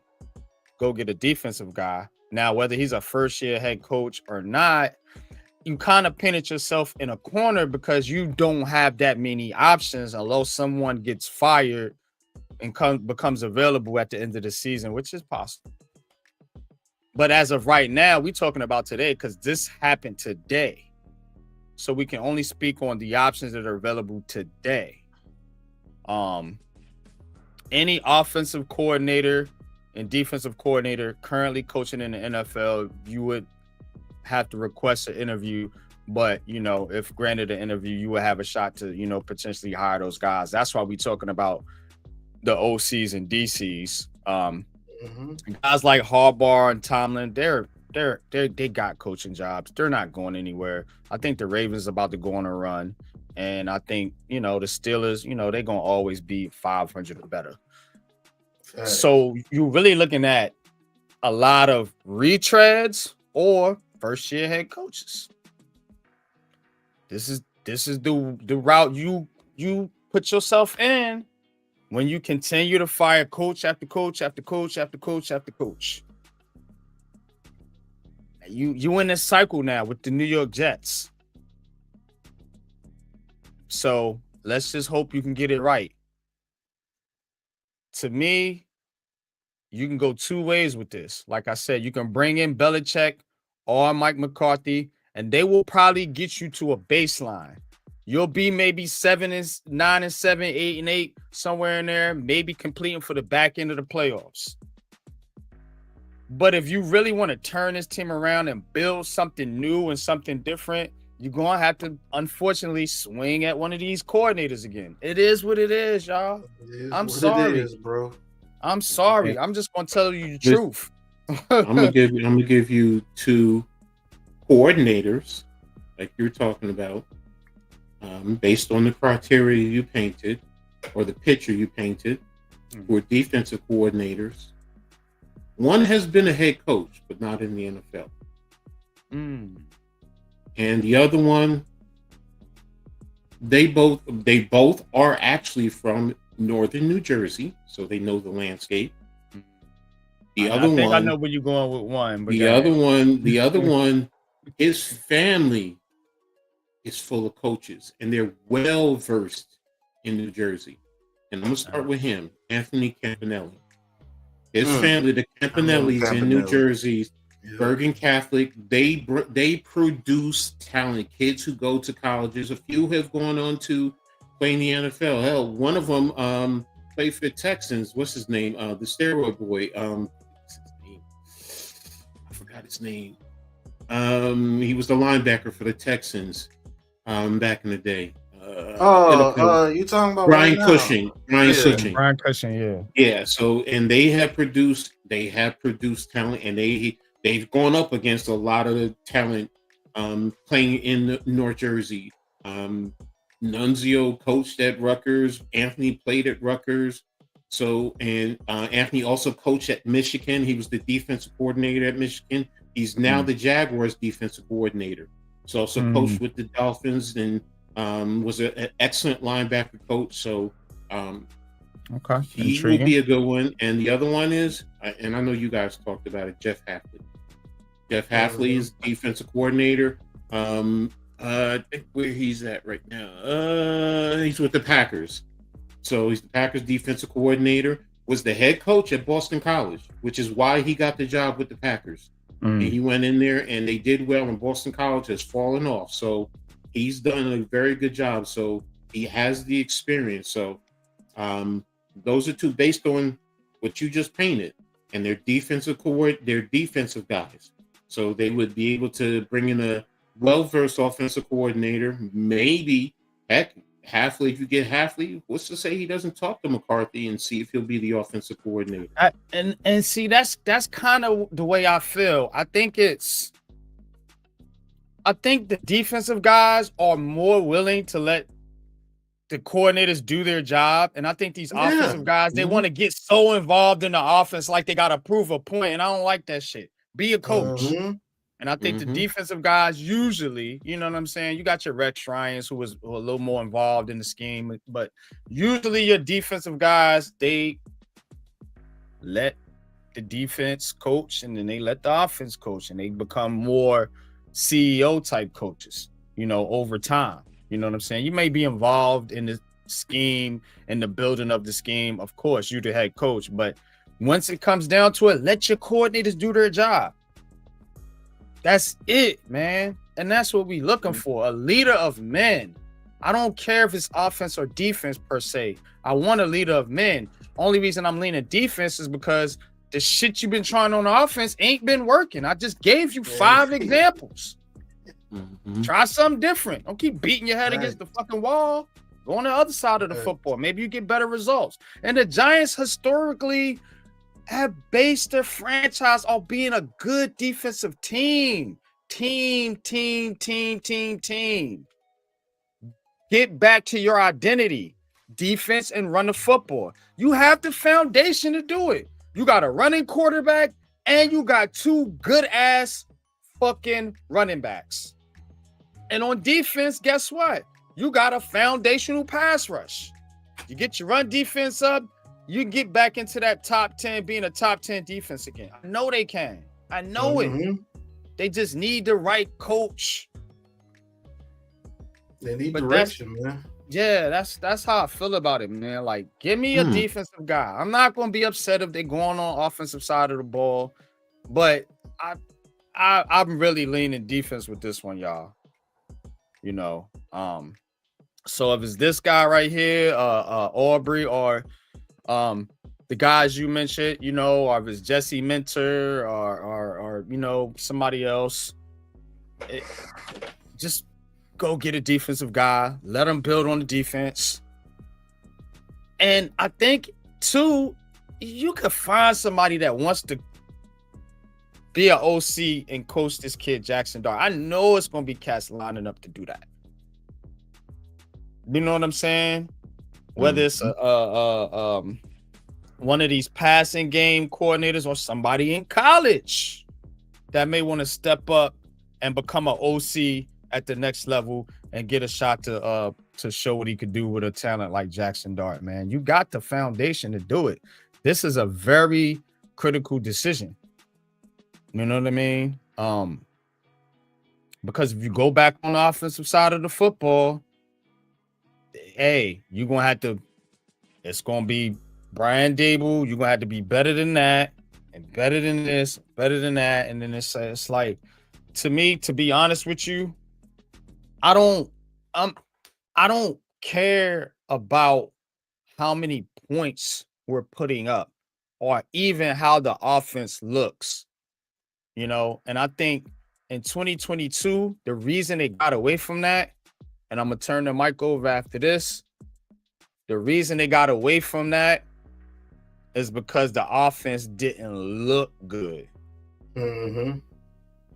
Despite you getting the results that you want and being in the playoffs, the offense didn't look good, so they redid the whole scheme. So I don't give a damn how the offense looks as long as we're getting the job done. Get back to running the football. You got talent. Some talent on the offensive line. You need some more pieces, but get back to running the football and get a defensive coordinator in here or a defensive minded head coach and get back to being a dominant defense like you was when you was winning Super Bowls. Sure, I got it. Yeah, I think you're right on the money, bro. Everything you just said, you're right on the money, man. And that's what they're gonna have to get back to. And I kept trying to tell people, man, that Brian Daboll cat, bro, is something else, bro. Something else. And he was the one holding his team back. I think he was holding Jackson Dart back. He was clearly holding Daniel Jones back. Shit. and that should have had him fired from the get-go. Once Daniel Jones, I don't understand this fan base. Once Daniel Jones went over there to the Colts and started doing what he was doing, that should have told you something, bro. The worst quarterback ever goes to a team in the Colts. They put a scheme, they put an offensive line in front of them, got them some. They had decent weapons over there. They're not great, but they're decent. And you got JT at running back. You had it here already. You had Saquon Barkley with him, and you couldn't do nothing with him. You know what I'm saying? Now everybody wants to say, "Oh, JT's carrying Daniel Jones." You literally told me, no matter what the situation is around Daniel Jones, it would never look good. Trash, yeah. But he goes over there to the Colts. Never mind that he's leading the league in passing yardage. That doesn't matter because JT's going off. So that's the only reason why he's the lead leader in passing. He's had 2 bad games. Now you want to say something about Daniel Jones having 2 bad games. Well, really, he didn't even have 2 bad games. He had 1 bad game against the Steelers, and the Steelers always find a way to get somebody. They do. That team is never going to go away. Them dudes could be 3-6 and want to be 10-7 in the playoffs. Like, that team is weird like that, bro. They will play, and they will look like the best team in the world for that game. But, like, bro, like, the dude's killing it. You can talk all that noise you want to, because you don't want to be wrong about him. But that's all it is. They don't want to be. They don't want to be wrong about him, man. But again, you got to take your emotions out of the situation. And like I said, it's all right to be wrong, but what we always been doing was coming back to why is this happening, which we already got the answer. That's why Brian Daboll don't have a job. What's good, Wolf? Appreciate you tapping in. Raphael, what's good with you? Appreciate you tapping in. But yeah, bro. Again, what are we looking for the rest of this year? You know, first of all, you don't need to get your quarterback killed. Right. You already got your running back killed and your fucking wide receiver killed. Second, again, we want to see better effort, be more disciplined. I want to see less penalties, like play football. Don't look like a clown show out there. Don't, you know what I'm saying? Like right. We be calling the game, it'd be like 10 penalties a game for 100+ yards, yo. You know what I'm saying? You doing dumb stuff and just undisciplined, just garbage. At least look competent. People say, well, yeah, they was doing good on offense. That was Jackson Dart, bro. Stop it. Jackson Dart. What you said it best. Competency, competing, everything else will take care of itself. I mean that, and you know what? When you have a team and you're stepping on their neck, break it. Break their will. Screw this trying to be smarter than everyone else. Sometimes the smartest coaches keep it simple. Stupid. Yeah. And also, Coach, shout out to Snowy Wolf. I've been putting out on Twitter, the experiment continues. And I told people the experiment was going to be the whole Brian Daboll, Daniel Jones situation. And everybody can flip it. Oh, you trying to talk bad about Dart? No, I'm not. I'm giving Dart his props. He's doing his thing. But the experiment is pretty much ended now. Because guess what? Daniel Jones has survived and is balling. He's an MVP candidate. And Brian Daboll was 2-8 and got fired. The experiment is over. We know who it was. It was Brian Daboll, not Daniel Jones. You see how Big Pat can set you up and don't even know it? But to make Big Pat roll, you're going to say, oh, you're best at Jackson Dart. Because I brought it up. What happened to the quarterback does everything people? What happened to those people? Why are those same people now saying the same things that we were saying for Daniel Jones? He needs help. He needs coaching. Now all of a sudden, a team around the quarterback matters because it's a guy that you like. And the only reason why you like him is because the media likes him. Because if the media was bashing him, you wouldn't like Jackson Dart. It's those people that can't think for themselves. You know what I'm saying? It's they cut on. This is what they do. They wake up, right? Cut on ESPN, and then they look at ESPN, and then they go to Twitter. Yep. Yep. I know everything. Yeah, you're not thinking for your fucking self. Yeah, it comes from you. It comes from ESPN. And guess what?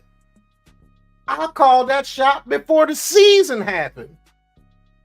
The experiment That's what I'm saying. continues. I can show you a video. Matter of fact, I'm gonna show you a clip of my video real quick. And then I promise, yo, I'm good. I'm good on this whole topic, yo. Cause y'all been fucking with me too. Me and Pat. Like y'all been fucking with me too. I've been telling y'all the whole fucking time about Mr. Clown, Daboll. Now, this is a year ago. I put this video out. 1 year ago, I put this video out. Now, yeah. Right after the Vikings game, I put this video out. A year ago on Unpopular Opinion Sports Channel. See, y'all not fuck with me no more. I'm not doing the Twitter shit. I'm just gonna show you the fucking videos that I make saying the shit that I've been telling y'all. Whether you want to watch them or not, be my guest. But don't ever come over here like we don't know what the fuck we talking about. I'm gonna give y'all a sample. Won't be long. It's only like a couple minutes. What's good, everybody, man? So, Welcome back to another Unpopular Opinion, and today I want to talk a little bit about Brian Daboll coming off that 28-6 defeat. Remember, this was a year ago, at the hands after of the Minnesota Vikings, of course, this past Sunday. Y'all tell me what has changed. A lot of questions about Brian Daboll, as well as this team, as well as Daniel Jones, and various other aspects of this team. But today, I want to focus on Daboll because I think a lot of blame has to be placed on Brian Daboll. And I'm going to tell you why. Because he has not put this team in the best position to win, in my opinion. You know, just thinking about Sunday, you know, not having any deep routes down the field, not allowing Jalen Hyatt in the game until the fourth quarter. You know, certain. So y'all tell me what changed. This was a year ago. Same shit. No deep routes down the field. Not playing the players. Hyatt still not getting a jersey. Bro, on point. On fucking point, bro. Defensive players didn't play. Isaiah Simmons, Boogie Basham. So the personnel decisions are questionable, as well as his personality, because we're talking about instances with coaches now, with Wink Martindale, Mike Kafka, who he played Colin away from, you know, fired Bobby Johnson, who's now with Washington. We'll see them next week. And all of that is starting to add up. These tantrums on the sideline, you know, throwing the tablet at Daniel Jones, you know, getting mad at Tyrod before, you know, just a lot of different things about Brian Daboll that people have not really looked at. And everybody thinks he's this great head coach, and the problem is all Daniel Jones, and once the Giants get a new quarterback, everything is going to be great. I disagree. Now, has that happened? Fuck with your boy. He got the new quarterback, y'all. Cut my goddamn camera back on. Y'all gonna hear me today, motherfuckers. Look here. What has changed? What has changed? Y'all remember last year? Get him the quarterback. He needs his guy. Get them their guy. It's not fair. They were stuck with Daniel god-awful Jones. Once he gets his guy, he gonna cook. He got cooked. Fucking fried, fricasseed, sauteed. Put his ass in the fucking pan. It's fucking done. Been telling y'all this shit, man. Been saying it, bro. Just respect the opinions. They might be unpopular, but don't tell me I don't know what I'm talking about. That's why I said, Twitter back and forth. And if any of y'all want to come debate, y'all can hit the link. But I've been putting this information out there, as well as my brothers right here on the panel with me today. So that's a little taste of that. What's your thoughts, Pat? You was exactly on point. And I said at the beginning of the season, I said the reason why he ain't gonna play Jackson Dart in the very beginning, because he didn't want to be exposed.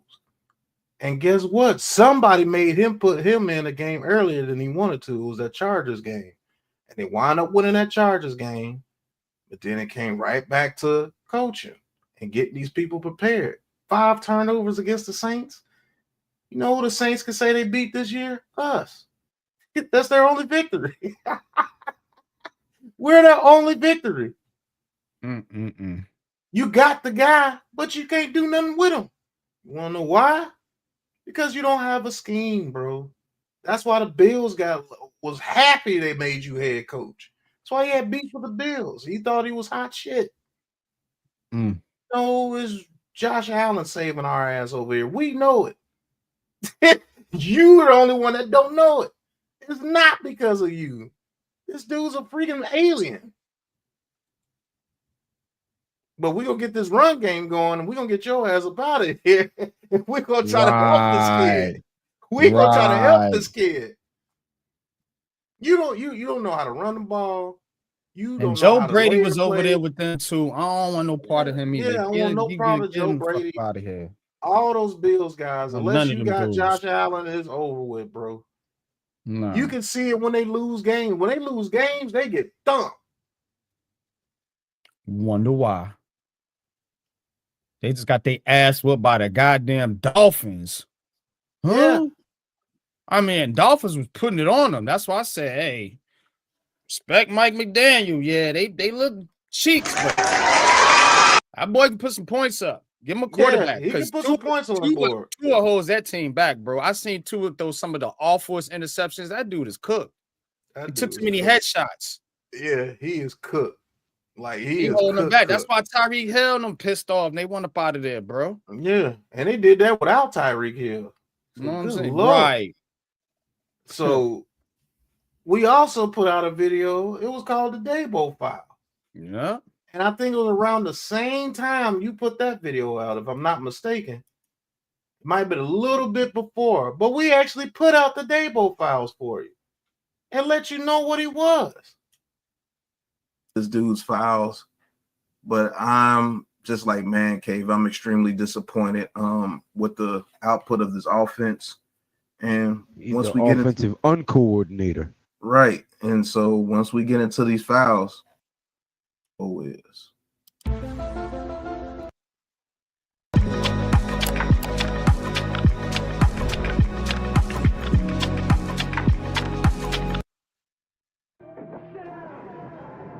And I think this is close to 2 years ago.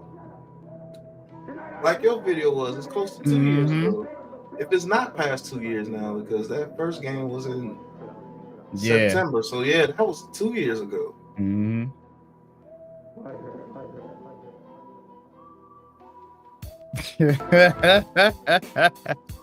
All right, so let's get into these files, man.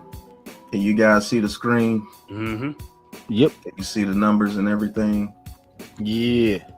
All right, so this is what Brian Daboll's coaching tree looks like as far as an offensive genius and an offensive coordinator / head coach.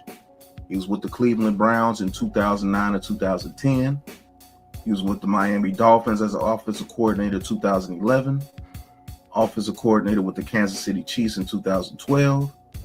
Offensive coordinator from Buffalo from 2018 to 2021. Can I ask a question? Yeah. Why has he only had a 1-year tenure at every spot? 2009? No, he had a 1-year tenure in 2 spots. That was Miami and Kansas City. The other spots he's had multiple years. In Buffalo, he had 2018 to 2021, and head coach for us since 2022. So let's go back And let's look at this man's resume. Hold up. From 2012 to 2017, I believe he was in college. That's why you don't see Yeah, that's why you don't see that. He was in college. with Alabama. With Alabama. So, Mr. Quarterback Whisperer, Mr. Offensive Guru, Mr. 30 points per game, Mr. Explosive on offense. Let's see how explosive and all those things come true. Let's go to your first year as offensive coordinator. Cleveland Browns, 2009. Now, the head coach was Eric Mangini. In 16 games, they 15.3 points per game. Isn't that similar to what he does? Yeah. 15.3 points per game. Yep. 5-11. Look what the defense. Defense ranked 21st out of 32. The worse the defense is, the worse he is. 29th out of 32. They had Rob Ryan over there. Yeah. Damn. Let's see. Because if you want the full results, you got to watch this whole video because we went through everything. Yeah. Look at that. The second year. 5-11 again. 16.9 points per game. 31st out of 32. The defense got better, but he didn't get better. Mm. You see what I'm saying? This is what he was doing. He's a quarterback guru, so he should get the best out of everybody. He had Colt McCoy there as a rookie, I believe. Yep. Colt McCoy as a rookie and Brady Quinn as a rookie. So he's had drafted quarterbacks, young quarterbacks to work with in the past. Look, now his first year, who was this? This the Chiefs, I believe. It was the Chiefs. It's the Dolphins. No, the Dolphins. Yeah, the Dolphins. 20.6 points per game. That's still not as good as Kafka's 2022 season. It's 20 out of 32, though. Still 20 out of 32. Yeah, and the defense, look at defense. Defense 6 out of 32. The defense has always been saving this dude.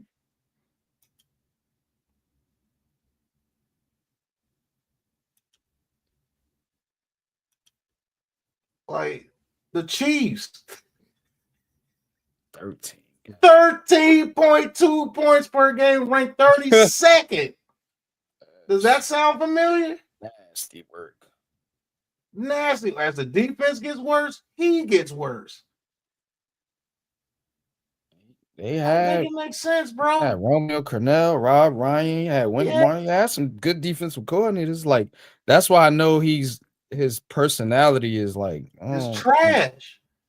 You can't get along with nobody, bro. Look, everybody. I kept telling everybody when he first got Josh Allen. Remember, he was there when Josh Allen got there. 30th out of 32, 16.8 points per game. 30th. So now let's not act like when he got Josh Allen that he just made Josh Allen this super. I told you, people were saying Josh Allen was a bust after his first 2 years. 10 touchdowns, 12 interceptions. He rushed him 89 times. Yeah. His second season, only 19.6 points per game. 23rd out of 32. Remember, his first 2 years, Josh Allen was like, we might have made a mistake. When I found you, I wasn't living. I was disappearing. That's crazy. As a former polysubstance. That's quite crazy work. At his running back.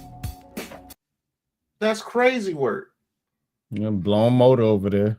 Yep, blown motor was over there. Rushed him 109 times that year. Let's see if I just want to see if the rushing attempts go up. Oh, his rushing attempts go up every year. Every year his rushing attempts go up. That dude to the ground. That's why I was asking. Yeah, they got him up out of Buffalo. That's why now, he got his him out of third New York. year, he ascended in his third year when other people started running the offense with Brian Daboll. That's a fact.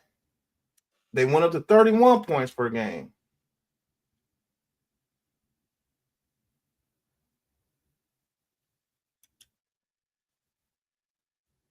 And then I think the next year they went off too, if I'm not mistaken. Because that's why he got hired. Yeah, 102 rushes that year. Yep. Yeah, And bro. yeah, 28.4. They were third. But their defense was ranked first. When the defense is balling, that makes them look good. Mm.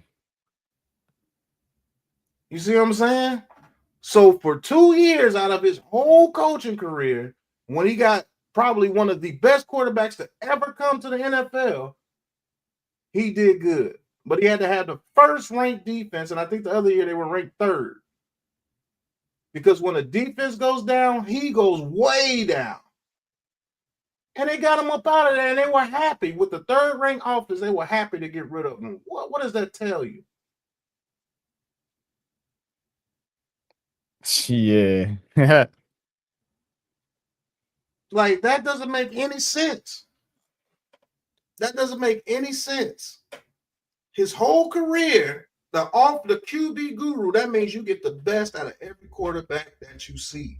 Like how Kevin O'Connell got the best out of Sam Darnold, trained Daniel Jones, send him over there to the Colts, and now he's an MVP candidate. Sam Darnold balling with the Seahawks. Them dudes had, what's that one quarterback name that came in and threw for 500 yards almost and was ass? Oh, Nick Mullins. Yeah, Nick Mullins was putting up stats in that system. Yeah, he busted Giants' ass that game. I remember that shit. Chase Daniel comes over there and puts up stats in that system. Had a Pro Bowl year with the Vikings. You see what I'm saying? Like, you can't put stuff like guru on these dudes, guys, and they only got one person that can say, yo, yeah, I was legit with Brian Daboll. And even Josh Allen, he doesn't go overboard with Brian Daboll. Because if he was like that, he would still be there. He would be like how Steve Spagnuolo is with the Chiefs. Andy Reid ain't getting rid of Spagnuolo. Spagnuolo can stay there however long he wants. Because he's good. This dude, it was very similar, bro. And the only reason why it looked half decent with the Giants, because a lot of people, yeah, it looked good out there. No, it's just Jackson Dart out there is making plays, bro. If you want to give him credit for getting Jackson Dart, but he don't know what to do with him. Jackson Dart is only going to get what he's going to get with Brian Daboll at coach. He's never going to ascend. He's going to look the same Jackson Dart as you see right now, getting injured and making a couple of plays here or there, but we still lose the game. Yeah. And I ain't with that shit. Put that kid in a real system with a real head coach, and we'll see what we have in Jackson Dart, which I think we got a lot in that kid. This dude losing teeth, getting concussions. Yeah. You see what I'm saying? That's why he got fired. Yeah. I told people that dude was going to be exposed when he got his guy. Bro. Yeah. Ass whooped. I told people that dude was going to be exposed when he finally got his guy. I was like, please put Jackson Dart in there. Please. Damn, bro.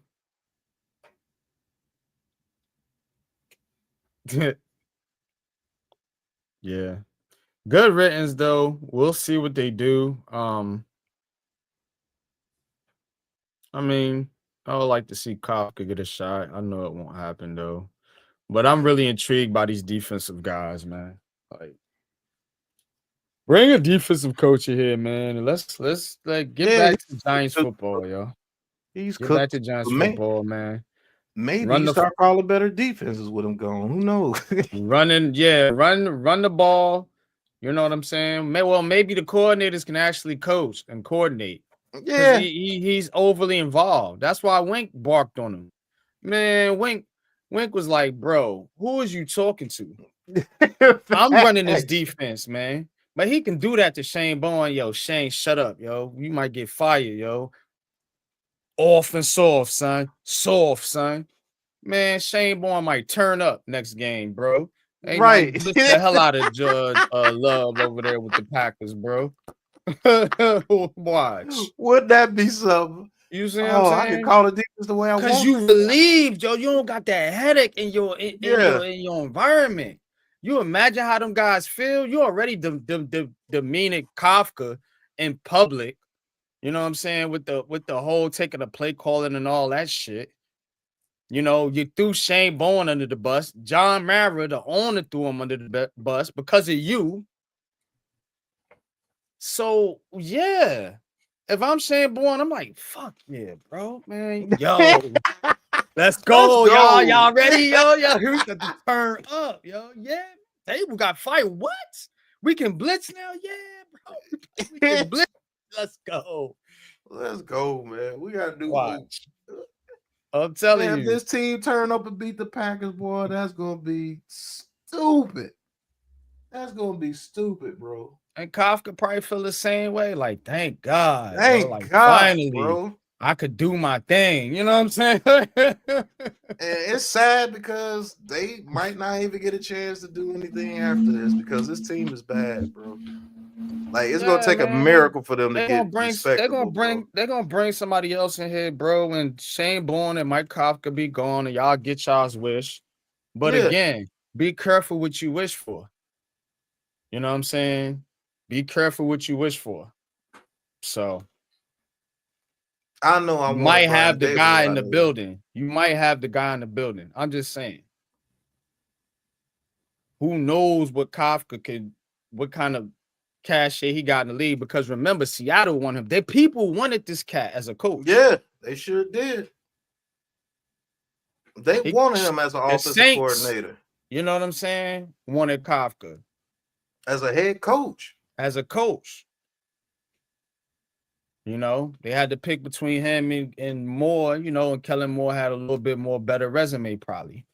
He just went to the fucking Super Bowl. But look how that's turning out for him. And yeah, good. He escaped one. You see what I'm saying? Because that dude cooked too. As soon as they draft the quarterback, his ass out of there. As soon as they draft the quarterback, he is cooked. Gone. But you know what I'm saying? No, the Saints got 2 wins now, so we're worse than the Saints because they just didn't they just beat the Panthers? Yeah. So we're worse than the Saints. Yep. They got 2 wins now. My bad. Yeah. Well, the Giants got 2. They both got 2. Only one with 1 is Tennessee. Yeah, even the Jets got 2 back to back. The Jets got another dub. But bruh, like we can't play, bro. We can't play around with this, yo. Like the Giants can't play around with this because if you do, you bring in somebody, you know, that you think is going, oh, we need to get Jackson Dart. We need the Jackson Dart. You can't think about Jackson Dart when you're making your coaching hire. Right. You gotta think about the New York Giants. Y'all did that already once with Daniel. I'll be warning y'all. Y'all did it already once with Daniel Jones. That's why Brian Daboll was here to fix Daniel Jones. You never wanted the cat from the get-go. Right. He just wanted the job. Right. So he could fuck it up. So that's what he did. You didn't even deserve the job. You only got the job because of Shane. Yep. He didn't deserve that job. Played the part. Yeah, I'll help you fix Daniel Jones. No, he didn't want Daniel Jones here the whole time. Brian Daboll fouls and looked at his resume. How you think he got that job? Joe Shane, Bill Belichick vouching for him, and Nick Saban vouching for him. Yep. And John Mara dumb enough because he do anything Bill Belichick and Bill Parcells tell him to do. He's so loyal to them because of the Super Bowls. They got their guy checked. How you think Joe Judge got here? And y'all want Belichick? Really? Let's bring him in. His cronies didn't work. Let's go get him now. Let's go get the main boss. Let's go straight to the source. You should have been did that if that's the route you was going to go. Right. Shit. Should just held on to whoever you had, wait for him to come available, and boom. Yeah. Bring him in. Or you could have bought him in last year when he was a free agent. Right.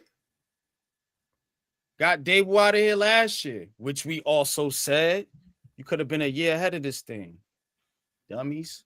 Now you want to go get the bang sword. Now you want to go backtrack and go get Bill Belichick and all these other guys, man. Like, come on, bro. Bring in a defensive coordinator. Get this defense right. Because you close on defense than you is on offense. You still need receivers and offensive line. I'm telling you, the offensive line is still not right. Defense, get a couple secondary pieces. I think you'd be fine. Maybe a linebacker or two. Because you got the goods up front. And that's the main thing. What we always talk about, offensive line, defensive line. Which is better than the two? Because people want to argue with me. Well, oh, the Giants don't have no strength. How is the defense ain't the strength? Unit-wise, on the football field, O-line on the Giants or D-line on the Giants. And I'm not even talking about the linebackers, just the D-line. The D-line is the best thing smoking on this team. It ain't even close. It's not even close. As a unit, it's not even close. If you're not doing with individualism, then it's dark. But if you're doing as a unit, it's this D-line. Hands down. That's what I'm saying. We got to deal with units because we're talking about building the team out. Right. So you still thinking about Jackson Dart. Yeah, and see, that's what they're going to think about with this hire. That's what I'm afraid of. Oh, we got to go get somebody for Jackson Dart to make him like. You get somebody for the team, bro.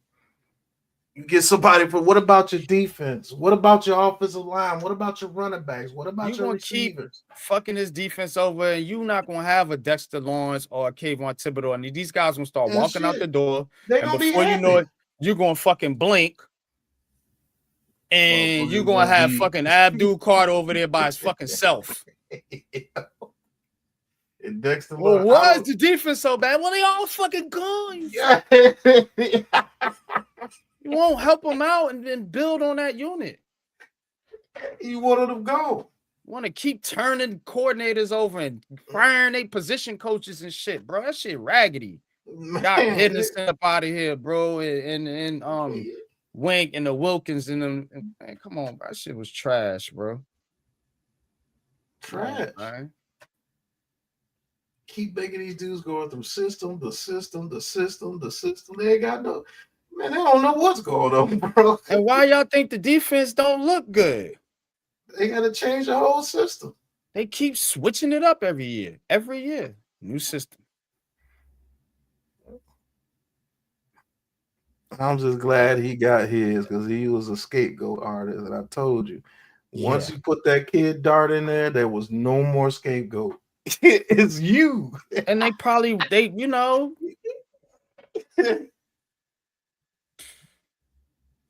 The last straw was that last game when Jackson Dart got a concussion. They was like, this kid keeps getting hurt with you, bro.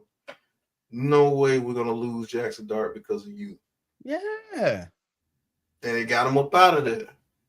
Fuck around, have a goddamn fuck his neck up. Right. And have a neck brace on him. Because he's the type, he's even worse than Josh Allen with that shit. Running into people. He does that all the time, bro. Both of them was running reckless, him and Scatterbo. They were running reckless, bro. Because that's what Daboll likes. That's their energy. Reckless. Off script. Backyard football, like Ghost Dog was saying. Yeah. And that's why everybody gets hurt. Malik Neighbors pressing. This is why Neighbors, you know what I'm saying? Why is Malik Neighbors trying to duck under somebody and jump up and then lands hard on his knee and tears his knee up? Man, like everybody trying to overcompensate for everything because they know if we don't get this right here, it's over with. And then you're thinking too much, man. I gotta make the shit, I dropped it. Why you think they dropping all these? Man, they dropped so many passes, bro. Bro, these dudes ain't in it, bro. It's concentration drops, bro. They just concentration. When you catching the football gotta have concentration, like eye-hand coordination. You gotta be in it. You gotta, you know what I'm saying? Gotta be ready. Right.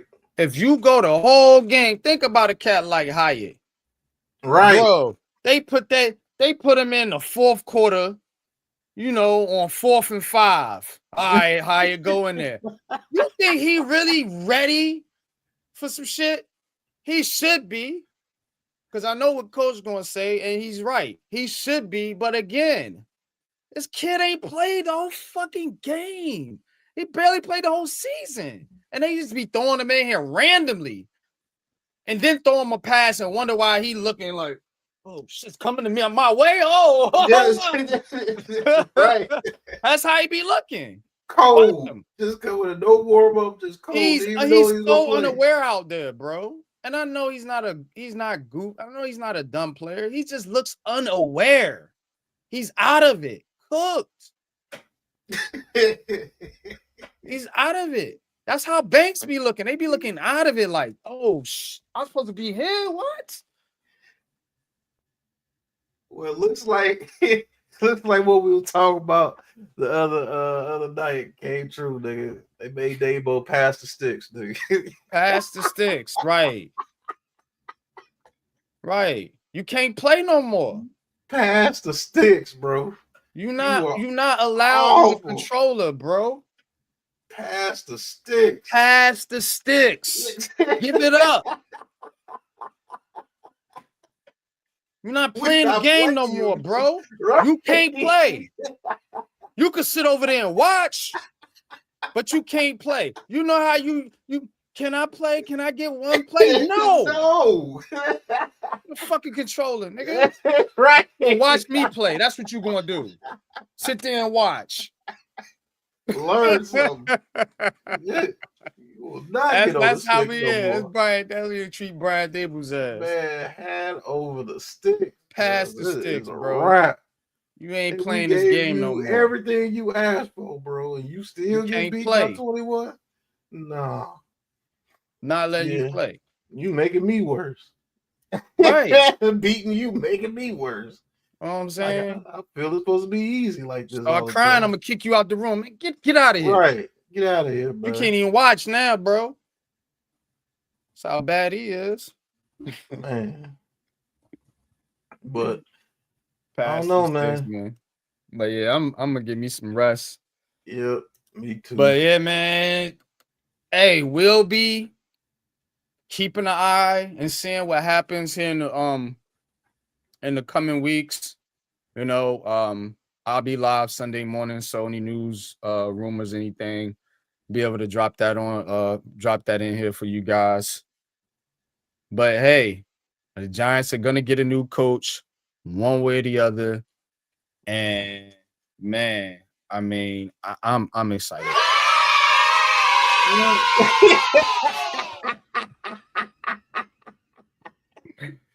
So yeah, man, because it was getting real. It was about to get real ugly. It got ugly, man. Like when you can start predicting what's gonna happen, bruh. It's too bad. It's too obvious. It's too bad, bro. When you call in the fourth quarter of the game, I mean the whole fourth quarter. Yeah, the whole like predicting it, man. Not calling the plays. We're predicting the plays before they happen. That's exactly what's gonna happen. You know what they finna do, right? Yeah. They're gonna go down there and score real quick, right? The Giants gonna go 3-0, right? They're gonna get the ball back. They're gonna score the game-winning touchdown.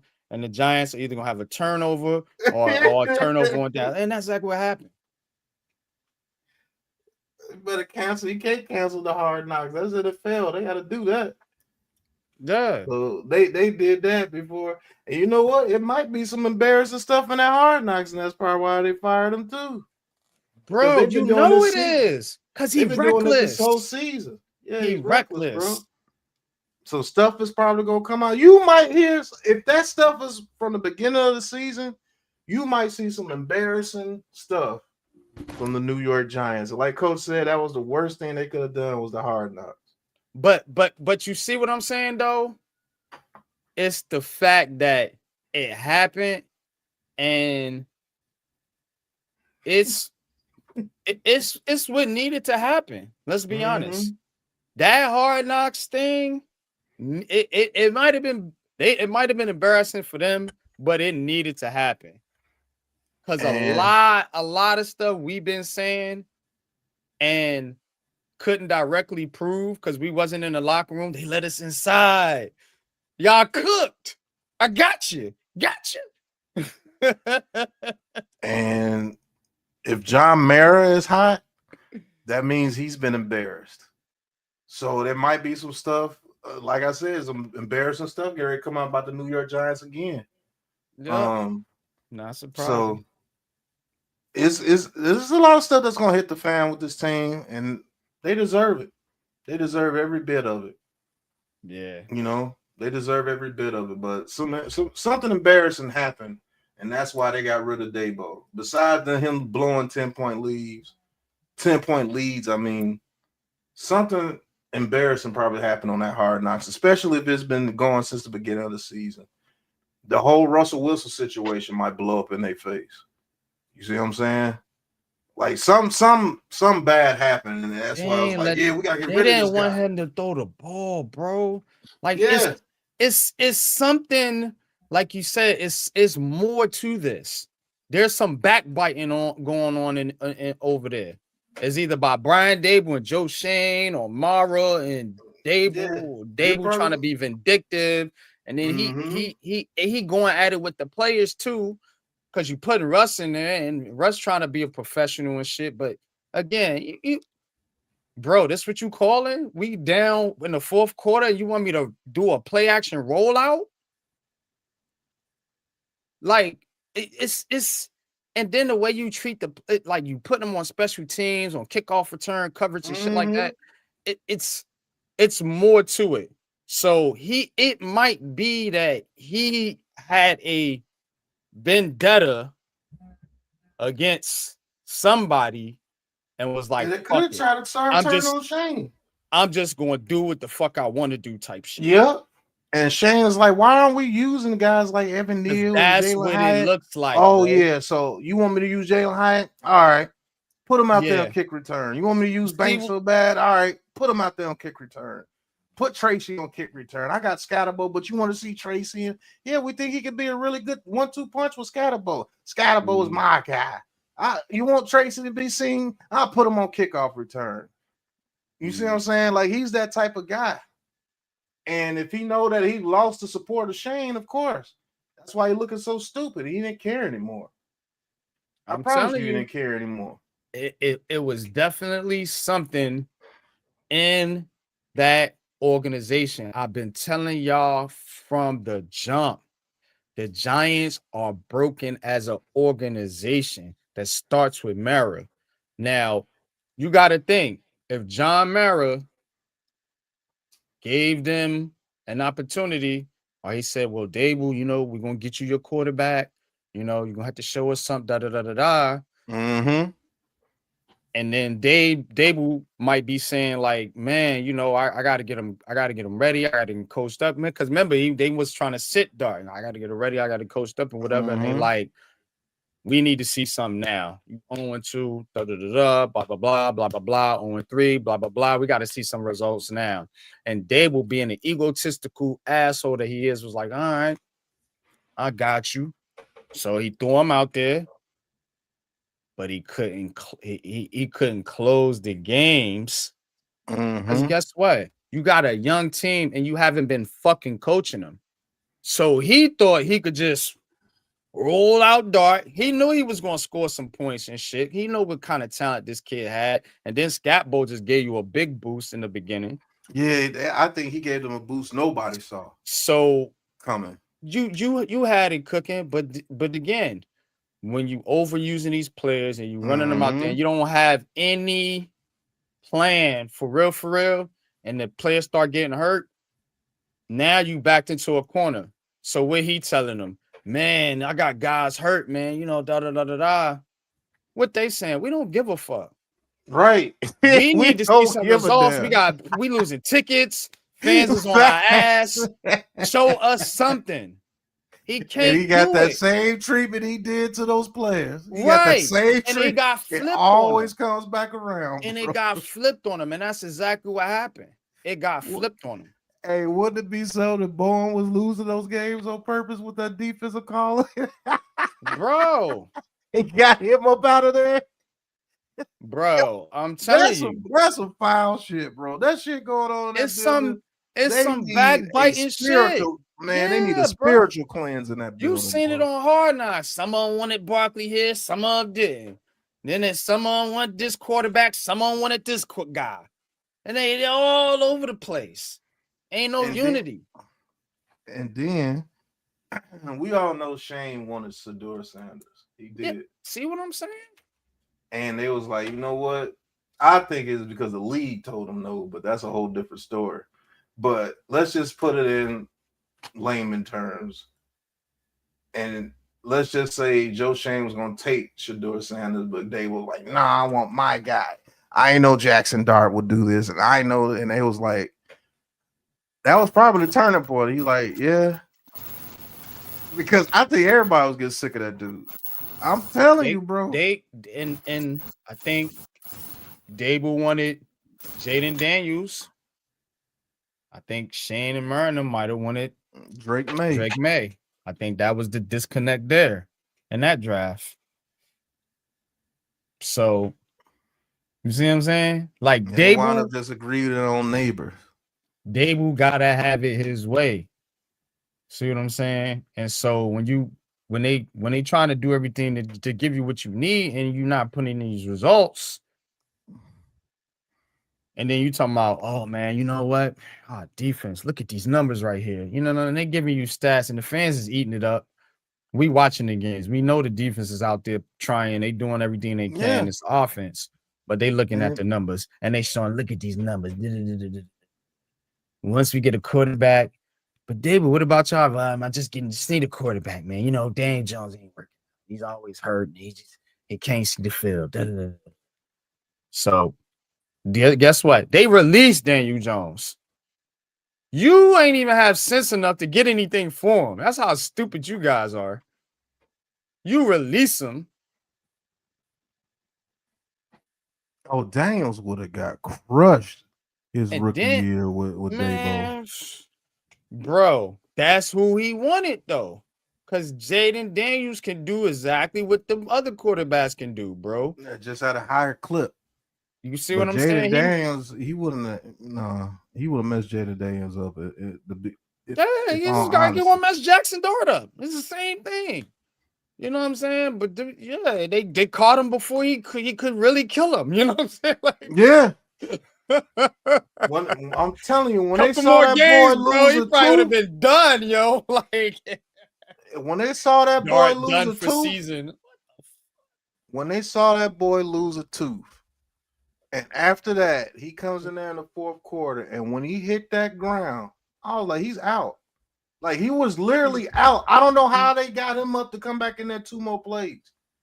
I said, that kid is hurt, bro. Because That kid was Daboll, bro. out. Daboll was like, go back in, and you see how trash that dude is, bro. You seen when he went to the tent, he was like, he was getting mad because they couldn't bring him back out. The dude is hurt. And that What are you upset for? All right, he's back out there. Get back out there. Yeah. What am I running, coach? I don't know. Run something. And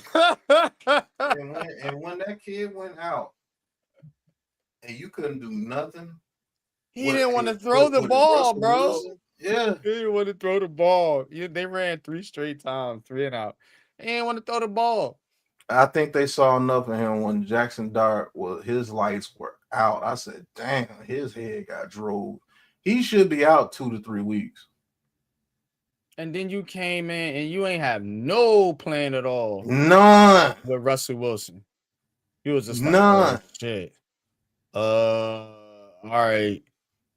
Play action rollout. That'll work. Yeah. Like, yeah. But I want Kafka to do his thing, man. Hopefully Kafka could come up with something. Hopefully Bellinger's healthy. I know that's one guy he would love to target. And maybe they do get people like Banks and Hyatt to buy back in. Who knows? Have to go run. and maybe some play action, Yeah, deep shots with Russell Wilson because he's yeah. gonna have to be the one to go out there. You can't throw that kid back out there, bro. Not What he after went not through. after 1 week. No, that man He lost got for 2. yeah. I think he got 2 concussions in that game. He did because he kept getting hit. You know what I'm saying? And they finally took him out. And I think that was the last straw when he put that kid back in there after that hit, after he got knocked back out. Because Dark's gonna want to go back in there. Mm-hmm. And they brought him to the sideline. He damn sure ain't saving him from himself. He trying to save his ass. That's why. Yeah. You see what type of cat he is. Yeah. You ain't even want to save the player. As a coach, you care about your players. As a coach, you didn't even care about this kid. Get back out there knowing he was fucked up. You did that to Daniel Jones in that Cowboys game. I said that, bro. I was like, this is messed up, bro. For him right there. This like, is man, messed up right here. Why you keep putting this dude back in down, bro? Yeah, getting him murdered. Don't care. He don't care about his players. That's the worst type of coach you can have. He out there trying to save his own ass. And his ass got fucking fried. Good for him. Good for him. I'm done, man. Yep. I'm done. So, Coach, you got anything last to say about what Mr. Daboll being fired? First of all, let me thank Mr. Brian Daboll for everything that he's done for my franchise. Get the fuck out of here. Hit the road, Jack. Don't you come back this way no more, man. Good riddance, man. So that's really, y'all know I'm ecstatic. I'm happy. So, and I know I shouldn't be. I'm a coach. I understand, but nah, this guy was I've said it. I've been saying it now for what, 2.5 years. So that he ain't no head coach. And I'm glad everyone started to see and peel through the bullshit and understand what we all have been talking about here. So better days are ahead now. Let's see what happens. Kafka, you're the first man up. It's your opportunity to be brutally honest, man. And his only opportunity. You got it, man. You say it. This is my one chance to really put it out there that I can do this. And you do it. But if not, give me Mike Tomlin, please. Give me Mike Tomlin. Man, my dream. I know, but it's still my dream. I mean, what's the old saying? $1 in a dream. Mm-hmm. So I got a dream before it I would become be reality. I would be floored if the Steelers let Mike Tomlin go. And if they do, and I'm gonna tell you right now, it's gonna be so many mad people when they pick Bill Belichick over Mike Tomlin. You wait and see, bro. You wait and see. That's something they would do too. First. That's exactly what John Murray's gonna do. That's exactly what he's gonna do. That's why I said, be glad Shane's here. Hope he stays here, and hope he, tell him, you can't hire your buddies from Buffalo. Get your guys together and come up with a plan and get a guy in here. What fuck out of the way, man. Bro. Right. What you better hope is stay out the goddamn room, bro. Stay out the room. You better hope Joe Shane. You come in the room for the coach to sign the contract. This our guy. All right, cool. Sign on it, Mary. All right, you sure he's the guy? Yeah. Go ahead. Iman Perry, I like that, man. I like that, Iman. Okay. What you better hope is that. What you better hope is that Joe Shane is that GM that they normally hire for the Giants when the Mariners start trying to take control of everything because they don't know what they're doing. And that should be your worst fear. Why would you want Joe Shane hire and put everything back to John Marin? He probably will hire Bill Belichick and give him carte blanche. That's exactly what he's going to do because he's going to be in a panic. Well, I don't really know what a lot about these guys. You don't know which way to go. So why do you think they always hire a consultant when they were doing these GM searches and shit? They remember they did it. They hired Ernie Accorsi, think one time, then Bill Parcells another time to help them find a football guy. That tells you they don't know shit. I'm just keeping it a buck. I don't got nothing against John Mara and them. You know what I'm saying? They own the Giants, my favorite team. But I'm keeping it a buck because I study history. They don't know football. Don't know at all, bro. That's just what it is. Good business people, but they don't know football. So, and now they becoming bad business people because they don't know football. You fucking up your football team. Yeah, it's you better hope Joe Shane is still here when it comes to this head coach hire. You better hope. Because I give Joe Shane a reprieve because that was his first time being a GM. Why wouldn't I bring my boy over here with me? Why wouldn't? When we hired Joe Shane, you should have known Brian Daboll was going to be the head coach. Yeah, you should have known that. Yeah, I'm going to bring some people in here that I've been rocking with. But now he got to see the real Brian Daboll when he has some type of power. It's like, oh, you are a shit show. Okay, what Joe Brady them was saying about you was wrong over there. I mean, was right. You see what I'm saying? Like, they were right. And I'm telling you, him putting Hyatt and Banks on kickoff return, man, that might have been a shot at Joe Shane. Because Joe Shane is saying, look, bro, I got you some talent. I think these are talented guys. You said you wanted these type guys. I got them for you. Why can't you use them? Because your system is ass. Maybe Joe Shane was under the lie of Brian Daboll being an offensive genius. He's like, yeah, my guy got Josh Allen them over there. Oh, shit. This ain't working.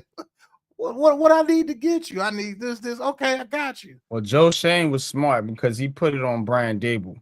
Yep. Because he's like, all right, what do you need? It's not like they was coming in here on some like, all right, we got a hole here, a hole here, a hole here. He's like, Dave, what do you need to run what you need to run? Yeah. And so he gave him that. They did the same thing with Shane Bowen. Shane, what do you need to? That's how that's the type of GM he is. What do you need to run? And then he go out and scout and get the players. All right, this dude to fit your system. This dude to fit your system. This dude to fit your system. Make it work. Cook. And I think those are the best type GM. Those are the best the type of GM GMs. I want. If I'm a coach, I don't want you to pick a player like fucking who was doing that shit? Jerry Reese. He was picking players. He had Tom Coughlin. This guy's good. Do something with him. No, man, fuck. Get some guys that Here's the draft board, and here's some of the guys that you say and we think it fits your system. Let's find out a plan to get some of these guys. That's how Joe Shane is as a GM. He's a coach's GM. They were so caught up in the Saquon Barkley shit. They wasn't even looking at the process and how they was playing. That's what I was interested in. Like how y'all go about, putting this shit together. I thought that shit was cool. They was Saquon. Look what he said about Barkley. Yeah. And they say I'm emotional, but I'm good. I'm gonna stop picking on y'all today. But one piece. It's a happy day, man. The biggest piece is gone, and Brian Daboll. Yeah, I think it was a well-deserved firing, bro. Because cannot play with him, cannot win with him, cannot coach with him, can't do it. Can't do it, man. Can't do it.